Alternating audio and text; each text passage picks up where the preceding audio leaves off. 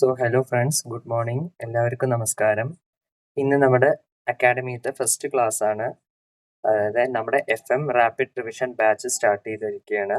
അപ്പോൾ അതിലത്തെ first class ആയ ഫസ്റ്റ് ചാപ്റ്റർ നമ്മൾ സെലക്ട് ചെയ്തത് ഇൻവെസ്റ്റ്മെന്റ് ഡിസിഷൻസ് അല്ലെങ്കിൽ ക്യാപിറ്റൽ ബഡ്ജറ്റിംഗ് എന്നുള്ളതാണ്.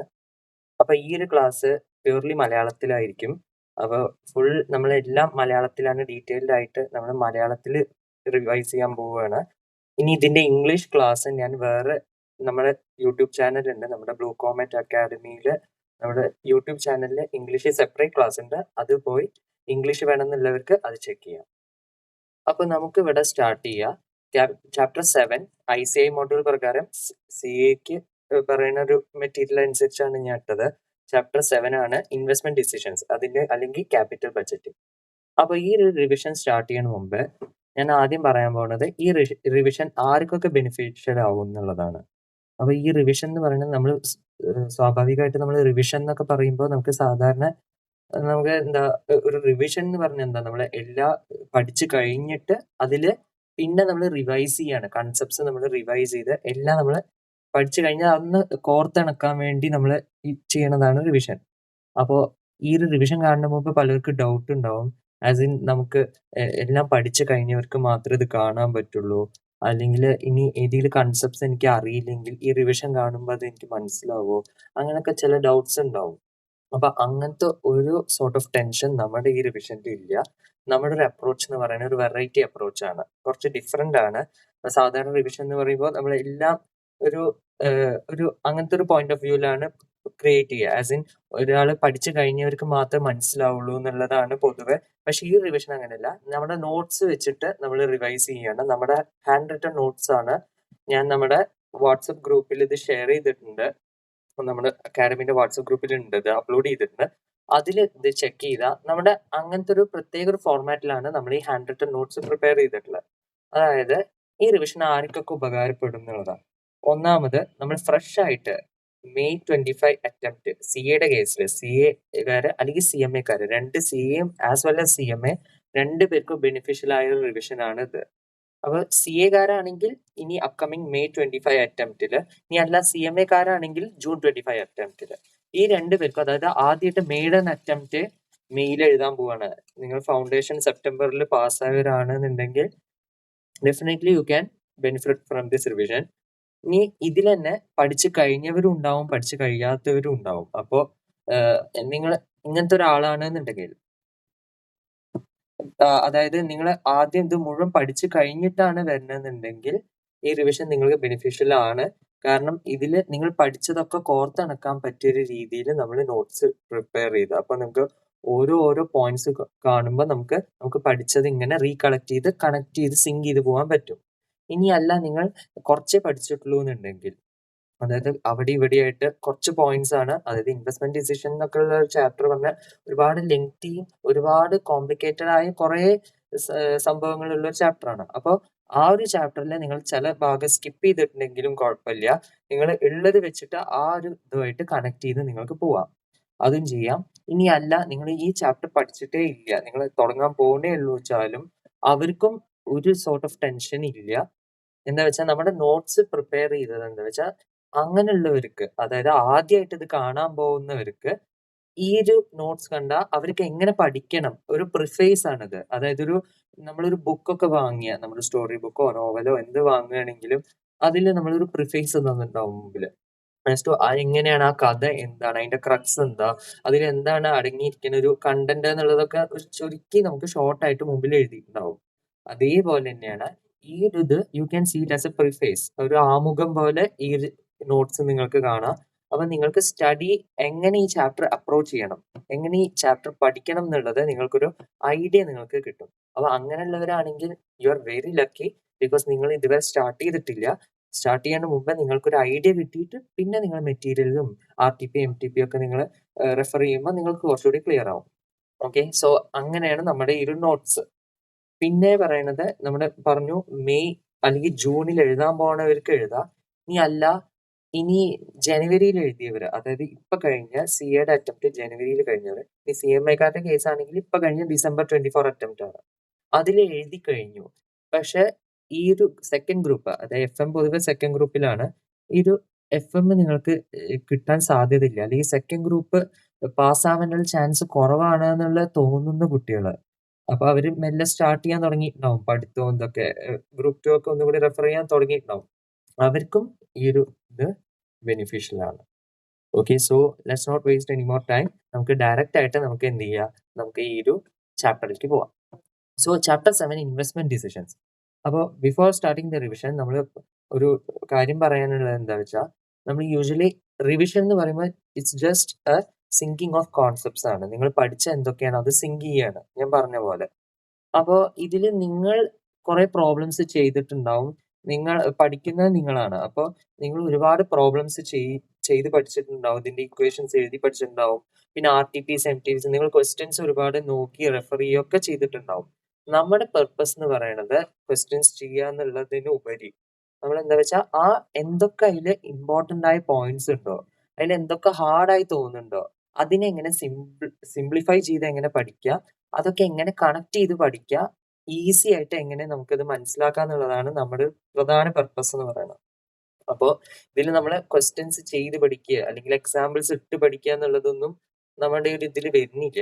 നമ്മൾ എന്താ വെച്ചാൽ കാര്യമായിട്ട് നമ്മൾ ഇതിലേക്ക് പോവുകയാണ്. അതായത് ഓരോ കൺസെപ്റ്റ്സ് എങ്ങനെ അപ്രോച്ച്, എങ്ങനെ അത് ഈ ചാപ്റ്റർ മുഴുവനായിട്ട് എങ്ങനെ നമുക്ക് അറ്റ് എ ഗ്ലാൻസ് മനസ്സിലാക്കുക എന്നുള്ളതാണ് നമ്മൾ നോക്കണം. So let's get into the chapter. Chapter 7 is investment decisions or capital budgeting എന്നാണ് പറയുക. അപ്പൊ ഫസ്റ്റ് നമ്മൾ അറിയേണ്ടത്, നമ്മൾ ഏത് ചാപ്റ്റർ പഠിക്കുമ്പോൾ പ്രധാനമായിട്ട് നമ്മൾ ചെയ്യേണ്ടത് എന്താ വെച്ചാൽ, നമ്മൾ എന്തിനാ ചാപ്റ്റർ പഠിക്കുന്നതെന്നാണ്. Why this chapter. അങ്ങനെ ഞാൻ സ്പെഷ്യൽ ആയിട്ട് ഒരു ഫസ്റ്റ് പേജിൽ ഞാനൊരു തിയറി, നമ്മുടെ തിയറി ആയിട്ട് നമ്മൾ ഫസ്റ്റ് പേജിൽ ഇങ്ങനെ ഒരു നോട്ട്സ് കൊടുത്തിട്ടുണ്ട്. ഇതൊരു യുണീക് ഫീച്ചർ ആണ്, നമ്മുടെ ഒരു നോട്ട്സിന്റെ ഒരു പ്രത്യേകതയാണ് വൈ ദിസ് ചാപ്റ്റർ. അപ്പോൾ നമ്മൾ ഏത് സാധനം പഠിക്കുമ്പോഴും, അതായത് കോസ്റ്റ് ആണെങ്കിലും അതേപോലെ അക്കൗണ്ട്സ് ആണെങ്കിലും ഏത് പർട്ടിക്കുലർലി പ്രാക്ടിക്കൽ സബ്ജക്ട്സ് അത് പഠിക്കുമ്പോൾ നമുക്ക് ഈ ചാപ്റ്റർ എന്തിനാ പഠിക്കണം, അതിൽ എന്താ അടങ്ങിയിരിക്കണം, ഇത് പഠിച്ചുകൊണ്ട് എന്താ പ്രാക്ടിക്കൽ ആപ്ലിക്കബിലിറ്റി എന്നുള്ളത് നമ്മൾ അറിയണം. അപ്പോൾ അതാണ് ഈ ഫസ്റ്റ് പേജിൽ കൊടുത്തിട്ടുണ്ട്. അപ്പോൾ ഇത് അറിഞ്ഞു കഴിഞ്ഞാൽ നമുക്ക് സുഖമായിട്ട് ഈ ചാപ്റ്റർ മനസ്സിലാക്കാം. FM ഒക്കെ പ്രത്യേകിച്ച് ഈച്ച് ആൻഡ് എവറി ചാപ്റ്റർ നമുക്ക് ഇങ്ങനെ ഒന്ന് പഠിച്ചു കഴിഞ്ഞാലാണ് അതെല്ലാം കൂടി ആ സിലബസ് അറ്റ് എ ഹോൾ നമുക്ക് പഠിക്കുമ്പോൾ കുറച്ചുകൂടി സിമ്പിൾ ആവുക. സുഖമായി പഠിക്കാൻ പറ്റുന്ന സബ്ജക്റ്റാണ് FM ഈ ഒരു അപ്രോച്ച് ഫോളോ ചെയ്ത. അപ്പോൾ ക്യാപിറ്റൽ ബഡ്ജറ്റിംഗ്, ആ ഒരു 2 വാക്കിൽ തന്നെ ക്യാപിറ്റലും ഉണ്ട് ബഡ്ജറ്റിംഗും ഉണ്ട്. അപ്പോൾ ബഡ്ജറ്റിംഗ് പറഞ്ഞാൽ എന്താ? ബഡ്ജറ്റിംഗ് പറഞ്ഞാൽ നമുക്കറിയാം, നമ്മൾ കോസ്റ്റിൽ പഠിച്ചിട്ടുണ്ടാവും. അതായത് കോസ്റ്റ് ആൻഡ് മാനേജ്മെന്റ് അക്കൗണ്ടിങ് പഠിച്ചവരോട് അല്ലെങ്കിൽ CMA കാരാണ് മാനേജ്മെന്റ് അക്കൗണ്ടിങ്ങിലൊക്കെ വരുന്ന ഒരു സംഭവമാണ് ബഡ്ജറ്റിംഗ്. ബഡ്ജറ്റിംഗ് പറഞ്ഞാൽ എന്താ? ഒരു പ്രീ പ്ലാൻ ആണ്. പ്ലാൻ ചെയ്യണം നമ്മൾ എങ്ങനെ ഈ ഒരു പൈസ എക്സ്പെൻസ് എങ്ങനെ വരണം, അത് എങ്ങനെ വരാൻ സാധ്യത ഉണ്ടെന്നുള്ളതൊക്കെ പ്രീ പ്ലാൻ നമ്മൾ ചെയ്യുക. ബഡ്ജറ്റിംഗ്, ബഡ്ജറ്ററി കൺട്രോൾ ഒക്കെ നിങ്ങൾ പഠിച്ചിട്ടുണ്ടാവും. അപ്പോൾ ബഡ്ജറ്റിംഗ് പ്രോസസ്സാണ് ഈ ഒരു ചാപ്റ്റർ പറയുന്നത്. എന്തിന്റെ ബഡ്ജറ്റിംഗ്? Capital budgeting. ക്യാപിറ്റൽ എന്ന് പറയുമ്പോൾ നമ്മൾ അക്കൗണ്ട്സിൽ ഫൗണ്ടേഷനിൽ പഠിച്ചതാണ് ക്യാപിറ്റൽ ആൻഡ് റവന്യൂ. ആ ഒരു ഡിഫറൻസിയേഷൻ ഒക്കെ നമ്മൾ പഠിച്ചിട്ടുണ്ടായിരുന്നു ബേസിക് അക്കൗണ്ടിങ്ങിൽ. +1 പഠിച്ച കാര്യങ്ങളാണ്. +1 നമ്മൾ പഠിച്ച കാര്യമാണ്. അതായത് ക്യാപിറ്റലും റവന്യൂ ആ ഒരു ഇത്. അപ്പോൾ ക്യാപിറ്റൽ പറഞ്ഞാൽ ലോങ് ടേം ആണ്. നമുക്കറിയാം മോർ ദാൻ 1 ഇയറിന് വരുന്ന ഒരു എഫക്റ്റ് വരുന്നതാണ് ക്യാപിറ്റൽ ഐറ്റംസ് എന്ന് പറയുന്നത്. അപ്പോൾ അത്തരത്തിലുള്ള ഐറ്റംസിന്റെ ബഡ്ജറ്റിംഗ്, അതായത് അത് പ്രോപ്പർ ആയിട്ട് മുൻകൂട്ടി പ്രീ പ്ലാൻ ചെയ്യണ ഒരു ഇതാണ് ക്യാപിറ്റൽ ബഡ്ജറ്റിംഗ്. അപ്പൊ ഇതിന്റെ ക്രക്സ് എങ്ങനെ വരിക, അതിന്റെ ഒരു ബാക്ക് സ്റ്റോറി പോലെ എങ്ങനെയാണ് ഇത് വരണ, ഈ അപ്ലിക്കബിലിറ്റി എങ്ങനെ വരണം വെച്ചാൽ നമുക്കറിയാം ഫിനാൻഷ്യൽ മാനേജ്മെന്റിൽ 3 ഡിസിഷൻസ് ഉള്ളത്. ഏതൊക്കെ? Financing decision, investing decision, dividend decision. അപ്പൊ ഫസ്റ്റ് നമ്മുടെ ഫിനാൻസിങ് ഡിസിഷൻ ആണ്. ഫിനാൻസിങ് ഡിസിഷനിൽ വരുന്ന ചാപ്റ്റേഴ്സ് ആണ് നമുക്കറിയാം കോസ്റ്റ് ഓഫ് ക്യാപിറ്റൽ, ലെവറേജ്, അതേപോലെ ക്യാപിറ്റൽ സ്ട്രക്ചർ. ഈ ഒരു കാര്യങ്ങളൊക്കെ ഫിനാൻസിങ് ഡിസിഷൻ. അതിലെന്താ പഠിക്കണം? സോഴ്സ് ഓഫ് ഫണ്ട്സ് ആണ്. ആ ഫണ്ട്സ് നമ്മൾ എങ്ങനെ പ്രൊക്യൂർ ചെയ്യും, ഫിനാൻസ് എങ്ങനെ പ്രൊക്യൂർ ചെയ്യും ഫ്രം ഡിഫറെന്റ് സോഴ്സസ്. ആ ഒരു സ്റ്റഡിയാണ് നമ്മൾ ഫിനാൻസിങ് ഡിസിഷൻ. അപ്പോൾ നമുക്ക് എന്താ അതിൽ KD, KP, KE, KR എന്നൊക്കെ പറഞ്ഞ കോസ്റ്റ് ഓഫ് ക്യാപിറ്റൽ നമ്മൾ പഠിക്കുക. അതായത് വേരിയസ് സോഴ്സ് ഓഫ് ഫിനാൻസിന് നമ്മൾ ആ ഒരു കോസ്റ്റ് ഒക്കെ കൺസിഡർ ചെയ്തിട്ട് ഒരുപാട് ഫിനാൻസ് നമ്മൾ പ്രൊക്യൂർ ചെയ്യാണ്. അത് നമുക്ക് ഒബ്ജക്റ്റീവ്സ് അറിയാം. എന്തിനാ നമ്മൾ പ്രൊക്യൂർ ചെയ്യുമ്പോൾ നമ്മൾ വാല്യൂ ഓഫ് ദ ഫേം നമ്മൾ ഇൻക്രീസ് ചെയ്യും വേണം. ഓവറോൾ കോസ്റ്റ് ഓഫ് ക്യാപിറ്റൽ, അതായത് KO, നമ്മൾ WACC ഒക്കെ നമ്മൾ കോസ്റ്റ് ഓഫ് ക്യാപിറ്റൽ പഠിച്ചിട്ടുണ്ടാവും. അപ്പൊ ആ ഒരു KO പറയുന്നത് കോസ്റ്റ് ഓഫ് ക്യാപിറ്റൽ, മൊത്തത്തിലുള്ള overall cost of capital at the least possible ആവും വേണം. വാല്യൂ ഓഫ് ദ ഫേം കൂടും വേണം. ഇതൊക്കെ നമ്മൾ കോസ്റ്റ് ഓഫ് ക്യാപിറ്റലിൽ നമ്മൾ പറയുന്നതാണ്. അപ്പോൾ ഈ ഒരു പ്രൊക്യൂർ ചെയ്ത ശേഷം ഈ ഫണ്ട്സ് ഒക്കെ നമ്മൾ പ്രൊക്യൂർ ചെയ്യും. ഇനി നമ്മൾ എന്താ ചെയ്യേണ്ടത്? ഈ പൈസ കിട്ടിക്കഴിഞ്ഞാൽ നമുക്ക് എന്ത് ചെയ്യണം? ഇതിനി ഇൻവെസ്റ്റ് ചെയ്യണം. അതായത് ഇത് പ്രോപ്പർ ഇൻവെസ്റ്റ്മെന്റ് അവന്യൂസ് നമ്മൾ കണ്ടുപിടിക്കണം. അതായത് ഏതിലൊക്കെ നമ്മൾ ഈ ഫണ്ട് ഇടണം, ഇൻവെസ്റ്റ് ചെയ്യണം എന്നുള്ളത് നമ്മൾ കണ്ടുപിടിക്കണം. Should invest the funds in the most prudential manner. ഏറ്റവും മോസ്റ്റ് പ്രൊഡൻഷ്യൽ എന്ന് പറഞ്ഞാൽ നമ്മൾ പ്രൊഡൻഷ്യൽ കോൺസെപ്റ്റ്, കൺസർവേറ്റീവ് കോൺസെപ്റ്റ് എന്ന് പറയുന്നത് അതായത് ലോസസ് ഒക്കെ ഒഴിവാക്കി ഒപ്റ്റിമം രീതിയിൽ നമ്മൾ എന്ത് ചെയ്യണം? അതൊന്ന് ഇൻവെസ്റ്റ് ചെയ്യണം. സോ ആസ് ടു എന്താണ് അത് ഇൻവെസ്റ്റ്മെന്റ് അവന്യൂസ് കണ്ടുപിടിക്കണം to yield the highest return. നമ്മൾ എന്താണ് ഇപ്പോൾ നമുക്ക് കിട്ടിയ ഫണ്ട്സ് 3-4 മെഷീൻസ് ഉണ്ട് വിചാരിക്കുക. അപ്പോൾ പല മെഷീനിന്റെ ഇൻവെസ്റ്റ്മെന്റ് അവന്യൂസ് എന്ന് പറഞ്ഞാൽ പോസിബിലിറ്റീസ് ആണ്. പല പോസിബിലിറ്റീസ് ഉണ്ട് ഇൻവെസ്റ്റ്മെന്റ് അവന്യൂസ്. നമ്മളിപ്പോ മാർക്കറ്റിൽ നമുക്കിപ്പോ കിട്ടിയ ഫണ്ട്സ് ഒക്കെ വേണമെങ്കിൽ മ്യൂച്വൽ ഫണ്ടിൽ ഇടുക, ഈ ഒരു ഫണ്ടിൽ ഇടുക എന്നൊക്കെ പറയില്ല. അതേപോലെ ഈ കിട്ടിയ ഒരു ബിസിനസ്സിന് കിട്ടിയ ഫിനാൻസ് പല ഇൻവെസ്റ്റ്മെന്റ് അവന്യൂസിലുണ്ട്. അതിലൊക്കെ എന്താ നമുക്ക് ഏറ്റവും ഈൽഡ് കിട്ടണത്, അതായത് ഏറ്റവും റിട്ടേൺ കിട്ടണ ഒരു അവന്യൂ ഏതാണോ അതിൽ വേണം നമ്മൾ ഇൻവെസ്റ്റ് ചെയ്യാൻ. പ്രോപ്പർ ആയിട്ട് അതിൽ ഇൻവെസ്റ്റ് ചെയ്യണം. So as to obtain the highest return. അതാണ് മെയിൻ ആയിട്ട് നമ്മുടെ ഇൻവെസ്റ്റിംഗ് ഡിസിഷൻ. അതായത് സെക്കൻഡ് ഡിസിഷൻ ആഫ്റ്റർ ഫിനാൻസ് ചെയ്ത് കഴിഞ്ഞാൽ നമ്മൾ ഇൻവെസ്റ്റ് ചെയ്യുമ്പോൾ ഏറ്റവും ഈൽഡ് കിട്ടുന്ന ഏതാണോ ഇൻവെസ്റ്റ്മെന്റ് പ്ലാറ്റ്ഫോം അല്ലെങ്കിൽ ഇൻവെസ്റ്റ്മെന്റ് അവന്യൂ എന്ന് പറയുന്നത് അതിൽ വേണം നമ്മൾ ഇൻവെസ്റ്റ് ചെയ്യാൻ. അപ്പൊ അതുകൊണ്ടാണ് ഇത് ബഡ്ജറ്റിംഗ് പറയുന്നത്. നമ്മൾ പ്ലാൻ ചെയ്യാണ് ഈ ഒരു ഫണ്ട് എങ്ങനെ നമ്മൾ ഇൻവെസ്റ്റ് ചെയ്യണം എന്നുള്ളത് നമ്മൾ പ്രോപ്പറായി പ്ലാൻ ചെയ്യുകയാണ്. ഓക്കെ, അപ്പൊ ഇതാണ് ഈ ഒരു ചാപ്റ്ററിന്റെ ക്രക്സ്. അപ്പൊ ഇതിലെന്താ സോഴ്സിംഗ് ഓഫ് ഫിനാൻസ് ആണ് ഫിനാൻസിങ് ഡിസിഷന്റെ അപ്ലിക്കേഷൻ ഓഫ് ഫിനാൻസ് എന്ന് പറയുന്നതാണ് ഈ ഇൻവെസ്റ്റ്മെന്റ് ഡിസിഷൻ അല്ലെങ്കിൽ ക്യാപിറ്റൽ ബഡ്ജറ്റിംഗ് എന്ന് പറയുന്നത്. Source of finance, application of അല്ലെങ്കിൽ source of fund, application of fund ഒക്കെ നമ്മൾ ഫണ്ട് ഫ്ലോ സ്റ്റേറ്റ്മെന്റിലൊക്കെ പഠിക്കുന്ന കാര്യങ്ങളാണ്. ആ തന്നെയാണ് സോഴ്സിംഗ് പറയുന്നത് ഫിനാൻസിങ് ഡിസിഷൻ ആണെങ്കിൽ അപ്ലിക്കേഷൻ ഓഫ് ഫണ്ട്സ് എന്ന് പറയുന്നത് ക്യാപിറ്റൽ ബഡ്ജറ്റിംഗ്. ക്ലിയർ ആയില്ലേ? അപ്പൊ ഇതാണ് ഇൻവെസ്റ്റ്മെന്റ് ഡിസിഷനിന്റെ ക്രക്സ്. എന്തിനാ നമ്മൾ ഈ ചാപ്റ്റർ പഠിക്കുന്നത് എന്നുള്ളത്. പിന്നെ പർപ്പസ് ഓഫ് ക്യാപിറ്റൽ ബഡ്ജറ്റിംഗ് എന്ന് പറയുന്നത് നമുക്കറിയാം. ക്യാപിറ്റൽ ബഡ്ജറ്റിംഗ് നിങ്ങളുടെ ICI മെറ്റീരിയലിൽ തന്നെ കൊടുത്ത പോയിന്റ്സ് ആണിത്. അപ്പൊ ഒന്നാമത് ഹെവി ഇൻവെസ്റ്റ്മെന്റ് ആണ്. നമ്മൾ ഹെവി ആയ ഇൻവെസ്റ്റ്മെന്റ്, നമ്മൾ ലാർജ് അമൗണ്ട്സ് ആണ്. അതായത് ആ ഒരു ഫണ്ട് എന്ന് പറയുന്നത് ചെറിയ എമൗണ്ട് ഒന്നല്ല, thousands of crores of rupees. ഇപ്പൊ in case of automobile companies അങ്ങനത്തെ ടാറ്റ, അശോക് ലേലാൻഡ്, അതേപോലെ മഹീന്ദ്ര, ഇങ്ങനത്തെ കമ്പനീസ് ഒരുപാട് അവരുടെ റോ മെറ്റീരിയൽസിനും അവരുടെ ആ ഒരു മെഷീൻ, അതായത് അവർ ഉണ്ടാക്കണതിന്റെ ഹ്യൂജ് ഓട്ടോമൊബൈൽസ് ആണ്. അപ്പൊ അത് പ്രോസസ് ചെയ്യാനുള്ള മെഷീനറി, റോ മെറ്റീരിയൽസ് തന്നെ tons and tons of metal, steel അങ്ങനത്തെ വേണം, ടയേഴ്സ് വേണം, അപ്പോൾ എൻജിൻസ് പാർട്സ് വേണം, അങ്ങനത്തെ ഒരുപാട് കാര്യങ്ങൾ വേണം. അപ്പോൾ ഹെവി ഇൻവെസ്റ്റ്മെന്റ് ആണ്. അപ്പോൾ ഇങ്ങനത്തെ പ്രോസസ് ചെയ്യുമ്പോൾ ഒരുപാട് ഫണ്ടിന്റെ ആവശ്യമുണ്ട്.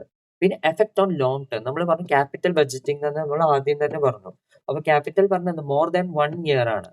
അപ്പൊ ലോങ് ടേമിലേക്ക് 1 ഇയർ കടന്നിട്ടുള്ള എഫക്റ്റിലേക്കാണ് ലോങ് ഫോർസൈറ്റ്. അതായത് മുൻകൂട്ടി നമ്മൾ അത്രയും ഫോർസീ ചെയ്യണം നമ്മൾ ഈ ഒരു ഫണ്ട്സിൽ ഇൻവെസ്റ്റ് ചെയ്യുമ്പോൾ. അതാണ് രണ്ടാമത്തെ പോയിന്റ്. പിന്നെ മൂന്നാമത്തെ ഏറ്റവും പ്രധാന പോയിന്റ് പറയുന്നത് ഇറിവേഴ്സിബിൾ ഡിസിഷൻ എന്നാണ്. ഇറിവേഴ്സിബിൾ, നമുക്ക് റിവേഴ്സ് ചെയ്യാൻ പറ്റില്ല. അതായത് നമ്മൾ ഈ ഒരു ക്യാപിറ്റൽ ബഡ്ജറ്റിംഗ് ഇൻവെസ്റ്റ്മെന്റിന്റെ ഒരു കാര്യം ഒരു തീരുമാനം എടുത്താൽ നമുക്കത് പിന്നെ മാറ്റാൻ പറ്റില്ല. നമുക്കറിയാം, നമുക്കിപ്പോ ഒരു ഷർട്ട് വാങ്ങുകയാണ്, അല്ലെങ്കിൽ ഇപ്പോൾ ആമസോണിൽ ഒരു ഷർട്ട് വാങ്ങുകയാണ്. ആ ഒരു ഷർട്ട് നമുക്ക് വേണ്ട പറഞ്ഞ ഉടനെ റീഫണ്ട് ചെയ്യാം. അല്ലെങ്കിൽ ഇപ്പോൾ ഒരു കടയിൽ നിന്നാണ് വാങ്ങിച്ചാൽ നമുക്ക് ആ കടയിൽ പോയിട്ട് റീഫണ്ട് ചെയ്യാം. ടാഗ് ഒന്നും എടുക്കാതെ അതേപോലെ വെച്ചാൽ നമുക്ക് റീഫണ്ട് ചെയ്യാം. പക്ഷെ ഈ ഇൻവെസ്റ്റ്മെന്റ് എന്നൊക്കെ പറഞ്ഞാൽ ഒരുപാട് ഫണ്ട് നമ്മൾ പറഞ്ഞു ഹെവി ഇൻവെസ്റ്റ്മെന്റ് ആണ്. അപ്പോൾ thousands of crores of rupees ഒക്കെ നമ്മൾ ഇൻവെസ്റ്റ് ചെയ്ത് കഴിഞ്ഞാൽ പെട്ടെന്ന് നാളെ ഞാൻ തീരുമാനിക്കുക എനിക്കിത് വേണ്ട, ഞാൻ ഉപേക്ഷിക്കുക എന്ന് പറഞ്ഞാൽ പറ്റില്ല. കാരണം ചില ഇൻഡസ്ട്രീസിൽ, അതായത് ഇപ്പൊ ഇങ്ങനെ ഹസാർഡസ് കെമിക്കൽസിന്റെ ഒക്കെ ഇൻഡസ്ട്രീസിൽ അതിന്റെ ലൈസൻസിങ് കാര്യങ്ങൾ, പെർമിഷൻസ്, അങ്ങനത്തെ കുറെ കോസ്റ്റുകൾ, അതിൽ കുറെ ഇൻവെസ്റ്റ് ചെയ്യുകയൊക്കെ വേണം. അപ്പൊ അങ്ങനത്തെ എടുത്തു കഴിഞ്ഞിട്ട് പെട്ടെന്ന് നാളെ പറയാം എനിക്ക് ബിസിനസ് വേണ്ട പറഞ്ഞാൽ ഗവൺമെന്റ് അതൊന്നും സമ്മതിക്കില്ല. അപ്പൊ നമുക്ക് ഒരു കാര്യം തീരുമാനം എടുത്താൽ it's almost impossible to revert the decision. അപ്പൊ അതിൽ നമ്മൾ ശ്രദ്ധിക്കണം. അതുകൊണ്ടാണ് we should be very careful while investing. അപ്പൊ ഇതാണ് നമ്മുടെ ചാപ്റ്ററിന്റെ ക്രക്സ്. അതായത് എന്തിനാ നമ്മൾ ഈ ചാപ്റ്റർ പഠിച്ചെന്നുള്ളതാണ് ഈ ഫസ്റ്റ് പേജിൽ നമ്മൾ പറഞ്ഞത്. I hope it's clear. ഇനി നമ്മൾ നെക്സ്റ്റ് എന്ന് പറയാൻ പോകുന്നത് എസ്റ്റിമേഷൻ ഓഫ് ക്യാഷ് ഫ്ലോസ് ആണ്. ഇതാണ് മെയിൻ ആയിട്ട് നമ്മൾ ഈ ചാപ്റ്റർ നമ്മൾ ഈ റിവിഷനിൽ ചെയ്യണം. എന്താ വെച്ചാൽ എക്സാമിന് പൊതുവെ എന്തൊക്കെയാണോ ഈ ചാപ്റ്ററിന് ഇമ്പോർട്ടന്റ് ആയിട്ട് വരണ കുറച്ച് ഹെവി ആയ അഡ്ജസ്റ്റ്മെന്റ്, ട്രിക്കി ആയ അഡ്ജസ്റ്റ്മെന്റ്, പിന്നെ ഏതൊക്കെയാണ് നമ്മൾ കൂടുതൽ എംഫസിസ് കൊടുക്കേണ്ടത്. അപ്പൊ ഒരു എക്സാം പെർസ്പെക്റ്റീവിൽ നിന്നാണ് നമ്മൾ ഈ റിവിഷൻ നടത്തുന്നത്. ഡീറ്റെയിൽ ആയിട്ട് ഈ ചാപ്റ്റർ പറയുന്നില്ല. നമ്മൾ എക്സാമിന് എവിടെയൊക്കെ മാർക്ക് പോവാതെ ശ്രദ്ധിക്കണം എന്നുള്ള ഒരു കാര്യങ്ങളാണ് നമ്മളിവിടെ പറയുന്നത്. ഓക്കെ, അപ്പൊ ഇതില് എസ്റ്റിമേഷൻ ഓഫ് ക്യാഷ് ഫ്ലോസ്. അപ്പൊ നമ്മൾ ക്യാഷ് ഫ്ലോസിന്റെ കാര്യം നമുക്കറിയാം, NPV കാര്യങ്ങൾ, IRR കാര്യങ്ങളൊക്കെ നമ്മൾ ചെയ്യുമ്പോൾ എന്താണ് അതിൽ ക്യാഷ് ഫ്ലോസ് എഴുതും. അതായത് ഔട്ട് ഫ്ലോ ഇൻവെസ്റ്റ്മെന്റ് കാര്യങ്ങൾ, പിന്നെ 5 വർഷം നമ്മൾ 1 2 3 4 5 എന്ന് പറഞ്ഞിട്ട് ഓരോ ഇൻഫ്ലോസ് നമ്മൾ എഴുതും. അപ്പൊ ക്യാഷ് ഫ്ലോസ്, അതിൽ ക്യാഷ് ഫ്ലോസ് ആണ് നമ്മൾ കണ്ടുപിടിക്കുന്നത്. നമുക്ക് ഒരു കാര്യം നമ്മൾ ആദ്യം ശ്രദ്ധിക്കേണ്ടത് വെച്ചാൽ ക്യാഷ് ഫ്ലോ വേറെയാണ്, പ്രോഫിറ്റ് വേറെയാണ്. ആ ഒരു ഡിഫറൻസിയേഷൻ നമുക്ക് എന്ത് ചെയ്യണം, ഈ ഒരു ചാപ്റ്റർ പഠിക്കുമ്പോൾ വേണം. പ്രോഫിറ്റ് എന്ന് പറയുമ്പോൾ നമ്മൾ സാധാരണ അക്കൗണ്ടിങ്ങിൽ ചെയ്യുന്ന നെറ്റ് പ്രോഫിറ്റ് അങ്ങനെയൊക്കെ കണ്ടുപിടിക്കില്ല, എക്സ്പെൻസ് ഒക്കെ കളഞ്ഞ് അങ്ങനത്തെ ഒക്കെ കാര്യങ്ങളാണ് നെറ്റ് പ്രോഫിറ്റ്. പക്ഷെ ക്യാഷ് ഫ്ലോ പറയുന്നത് അങ്ങനെയല്ല. Exact cash in hand, actual cash നമുക്ക് കിട്ടിയത് ഫ്ലോ, അതായത് ആക്ച്വൽ ക്യാഷ് വരുന്നതും പോണതുമാണ് പറയണത്. നിങ്ങൾ ക്യാഷ് ഫ്ലോ സ്റ്റേറ്റ്മെന്റ്, അതായത് അക്കൗണ്ടിങ്ങിൽ AS3 പ്രകാരം ക്യാഷ് ഫ്ലോ സ്റ്റേറ്റ്മെന്റ് പഠിക്കുന്നുണ്ട്. അതിൽ ഈ ഒരു കൺസെപ്റ്റ് തന്നെയാണ് വരുന്നത്. ആ ഒരു കൺസെപ്റ്റ് നിങ്ങൾക്ക് ക്ലിയർ ആണെന്നുണ്ടെങ്കിൽ ഇത് നിങ്ങൾക്ക് സുഖമായിട്ട് മനസ്സിലാവും. അപ്പൊ ക്യാഷ് ഫ്ലോസ് എന്ന് പറയുന്നത് ആക്ച്വലി ക്യാഷ് നമുക്ക് പോണതും വരണതുമാണ്. അപ്പോൾ അതാണ് നമ്മൾ എന്താ നമുക്കറിയാം അക്രൂവൽ ബേസിസ്, ക്യാഷ് ബേസിസ് എന്ന് പറയില്ല. അക്രൂവൽ ബേസിസ് ആണ് നമ്മൾ അക്കൗണ്ടിങ്ങിൽ നെറ്റ് പ്രോഫിറ്റ് ഒക്കെ കണ്ടുപിടിക്കുമ്പോൾ ഔട്ട്സ്റ്റാൻഡിങ് കാര്യങ്ങളൊക്കെ അഡ്ജസ്റ്റ് ചെയ്ത്. പക്ഷെ ക്യാഷ് ബേസിസ് എന്ന് പറയുമ്പോൾ എന്താണ്, അതിൽ ക്യാഷിന്റെ ഒരു കാര്യം മാത്രമേ ഉള്ളൂ. ക്യാഷ് വന്നാൽ ക്യാഷ് പോയി, ആ ഒരു ഇതേ ഉള്ളൂ. അപ്പൊ അത് നമ്മൾ ശ്രദ്ധിക്കണം. അപ്പോൾ ഇങ്ങനത്തെ ക്വസ്റ്റ്യൻസ് വരുമ്പോൾ നമ്മൾ ആദ്യം ക്വസ്റ്റ്യനിൽ ശ്രദ്ധിക്കേണ്ട ഒരു കാര്യം എന്താ വെച്ചാൽ, we should check whether it is A new project or replacement decision. അപ്പൊ 2 തരത്തിൽ ക്വസ്റ്റ്യൻസ് വരാം. ന്യൂ പ്രോജക്റ്റ് ആണോ അതോ റീപ്ലേസ്മെന്റ് ഡിസിഷൻ ആണോ എന്നുള്ളത്. അപ്പൊ നമുക്കറിയാം എന്താ എക്സാമിന് ഇങ്ങനത്തെ ചോദ്യങ്ങളാണ് വരിക. അതായത് ഈ ഇൻവെസ്റ്റ്മെന്റ് ഡിസിഷനിൽ കുറെ ഹാർഡായ ചോദ്യങ്ങൾ വരിക എന്ന് സാധാരണ റീപ്ലേസ്മെന്റ് ഡിസിഷൻസും കാര്യങ്ങളും. ഇത് തമ്മിലുള്ള ഡിഫറൻസിയേഷൻ നമുക്ക് ഇടയ്ക്ക് കിട്ടില്ല. അപ്പൊ അത് കാരണം കുറെ പേർക്ക് ഈ ചോദ്യം കാണുമ്പോൾ തന്നെ ഒരുപാട് ടെൻഷൻ വരും. അത് ഭയങ്കര ലോങ് ക്വസ്റ്റ്യൻ, ഒരുപാട് എഴുതിയിട്ട് അഡ്ജസ്റ്റ്മെന്റ്സും കാര്യങ്ങളൊക്കെ എഴുതുമ്പോൾ ആകെ നമുക്ക് ബ്രെയിൻ സ്റ്റക്ക് ആവും. അപ്പോൾ നമ്മൾ ആദ്യം ശ്രദ്ധിക്കേണ്ടത് ന്യൂ പ്രോജക്റ്റ് ആണോ റീപ്ലേസ്മെന്റ് ഡിസിഷൻ ആണോ ക്വസ്റ്റ്യൻ എന്നുള്ളത് നോക്കുക. ന്യൂ പ്രോജക്റ്റ് പറഞ്ഞാൽ നമുക്കറിയാം, നമുക്ക് ആദ്യമായിട്ടൊരു മെഷീൻ വാങ്ങുകയാണ്. അപ്പൊ അത് വാങ്ങുമ്പോൾ എന്താണ് അതിൽ ക്യാഷ് ഫ്ലോസ് നമ്മൾ ചെയ്യുക. അപ്പൊ ആ ഒരു കേസിൽ ന്യൂ പ്രോജക്റ്റ് ആണെങ്കിൽ നമ്മൾ പ്ലാൻ ചെയ്യാൻ പോവുകയാണ്. അതായത് ക്വസ്റ്റ്യൻ ഇങ്ങനെ വരിക, നമ്മൾ he's planning to buy a new machine, അല്ലെങ്കിൽ അങ്ങനെ ആലോചിക്കാൻ ഒരു ഡിസിഷൻ എടുക്കുകയാണ്. അപ്പൊ നമ്മൾ എന്താ കൺസിഡർ ചെയ്യേണ്ടത്, നമ്മൾ ക്യാഷ് ഫ്ലോസ് കൺസിഡർ ചെയ്യുമ്പോൾ എന്താ ചെയ്യേണ്ടത് വെച്ചാൽ, പ്രോഫിറ്റ് ആഫ്റ്റർ ടാക്സ് ഉണ്ടെങ്കിൽ അതിൽ add back the non cash expenses. In case like non cash expense എന്ന് പറയുമ്പോൾ എന്താ, ആക്ച്വലി നമുക്ക് ക്യാഷ് പോവാത്ത എക്സ്പെൻസ്, അതായത് ഡിപ്രീസിയേഷൻ, അമോർട്ടൈസേഷൻ എക്സ്പെൻസ്, ഇങ്ങനത്തെ എക്സ്പെൻസസ് ഒക്കെ എന്താ ചെയ്യണം, നമ്മൾ നെറ്റ് പ്രോഫിറ്റിൽ നിന്ന് നമ്മൾ ആഡ് ബാക്ക് ചെയ്യണം. അത് നമ്മൾ ക്യാഷ് ഫ്ലോ സ്റ്റേറ്റ്മെന്റ് ചെയ്തവരുണ്ടെങ്കിൽ അവർക്ക് ഇത് ക്ലിയർ ആവും. കാരണം അതിൽ ഇതേപോലെ ക്യാഷ് ഫ്രം ഓപ്പറേറ്റിംഗ് ആക്ടിവിറ്റീസ് വന്നിട്ട് ഫസ്റ്റ് സെക്ഷൻ ഉണ്ട്.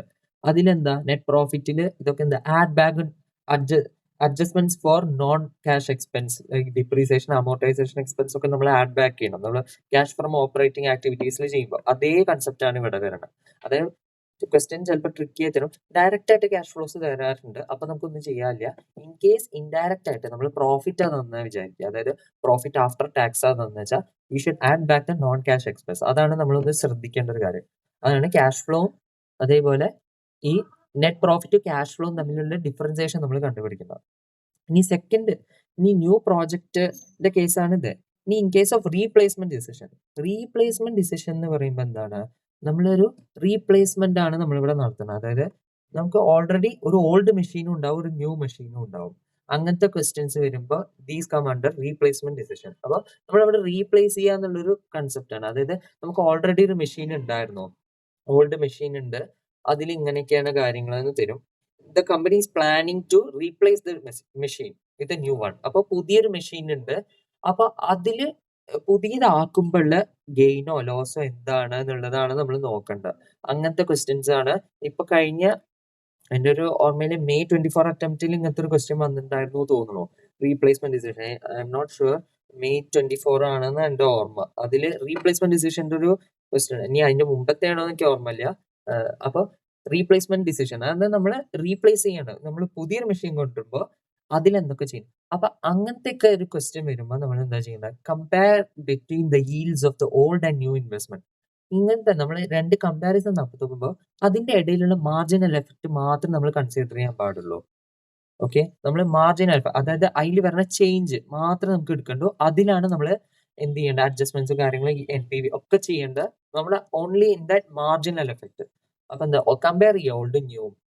അതിൽ മാർജിനൽ പറയുമ്പോൾ അതിലത്തെ റവന്യൂ, അതായത് ഓൾഡ് മെഷീനിൽ ഇത്ര കിട്ടിയിരുന്നു, 1 lakh കിട്ടിയിരുന്നു, ന്യൂ മെഷീൻ അപ്പോൾ 1,20,000 ഉണ്ട്. അപ്പൊ ആ ഒരു margin effect of 20,000 is only to be considered. അങ്ങനെ പിന്നെ എക്സ്പെൻസസ് ഒക്കെ കാര്യങ്ങളും, അതായത് ഇതില് എക്സ്പെൻസ് തമ്മിൽ കമ്പയർ ചെയ്യുക.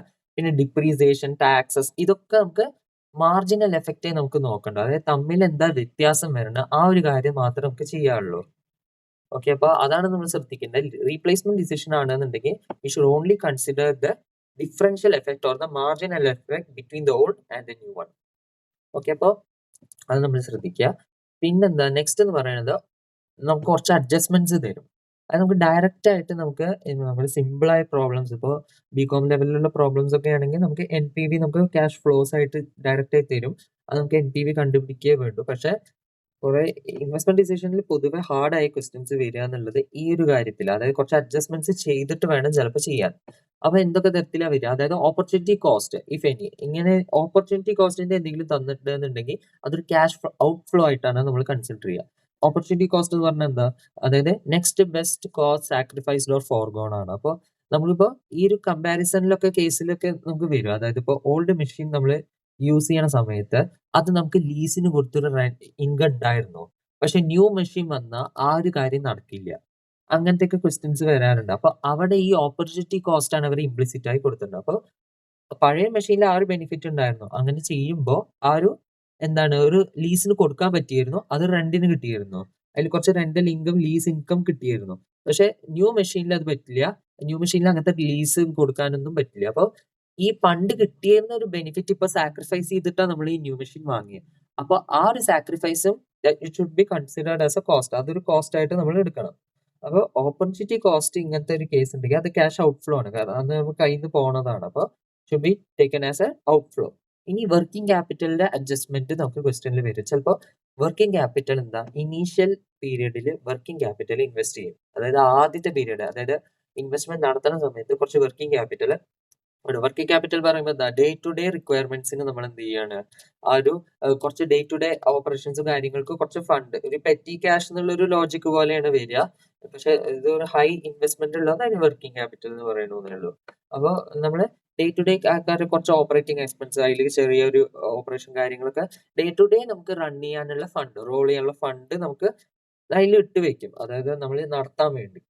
അപ്പൊ അങ്ങനത്തെ ഇൻവെസ്റ്റ് ചെയ്യണ ഇനീഷ്യൽ പീരീഡിൽ നമ്മൾ when the working capital is required or invested, അതൊരു ഔട്ട് ഫ്ലോ ആയിട്ടാണ് എടുക്കുക.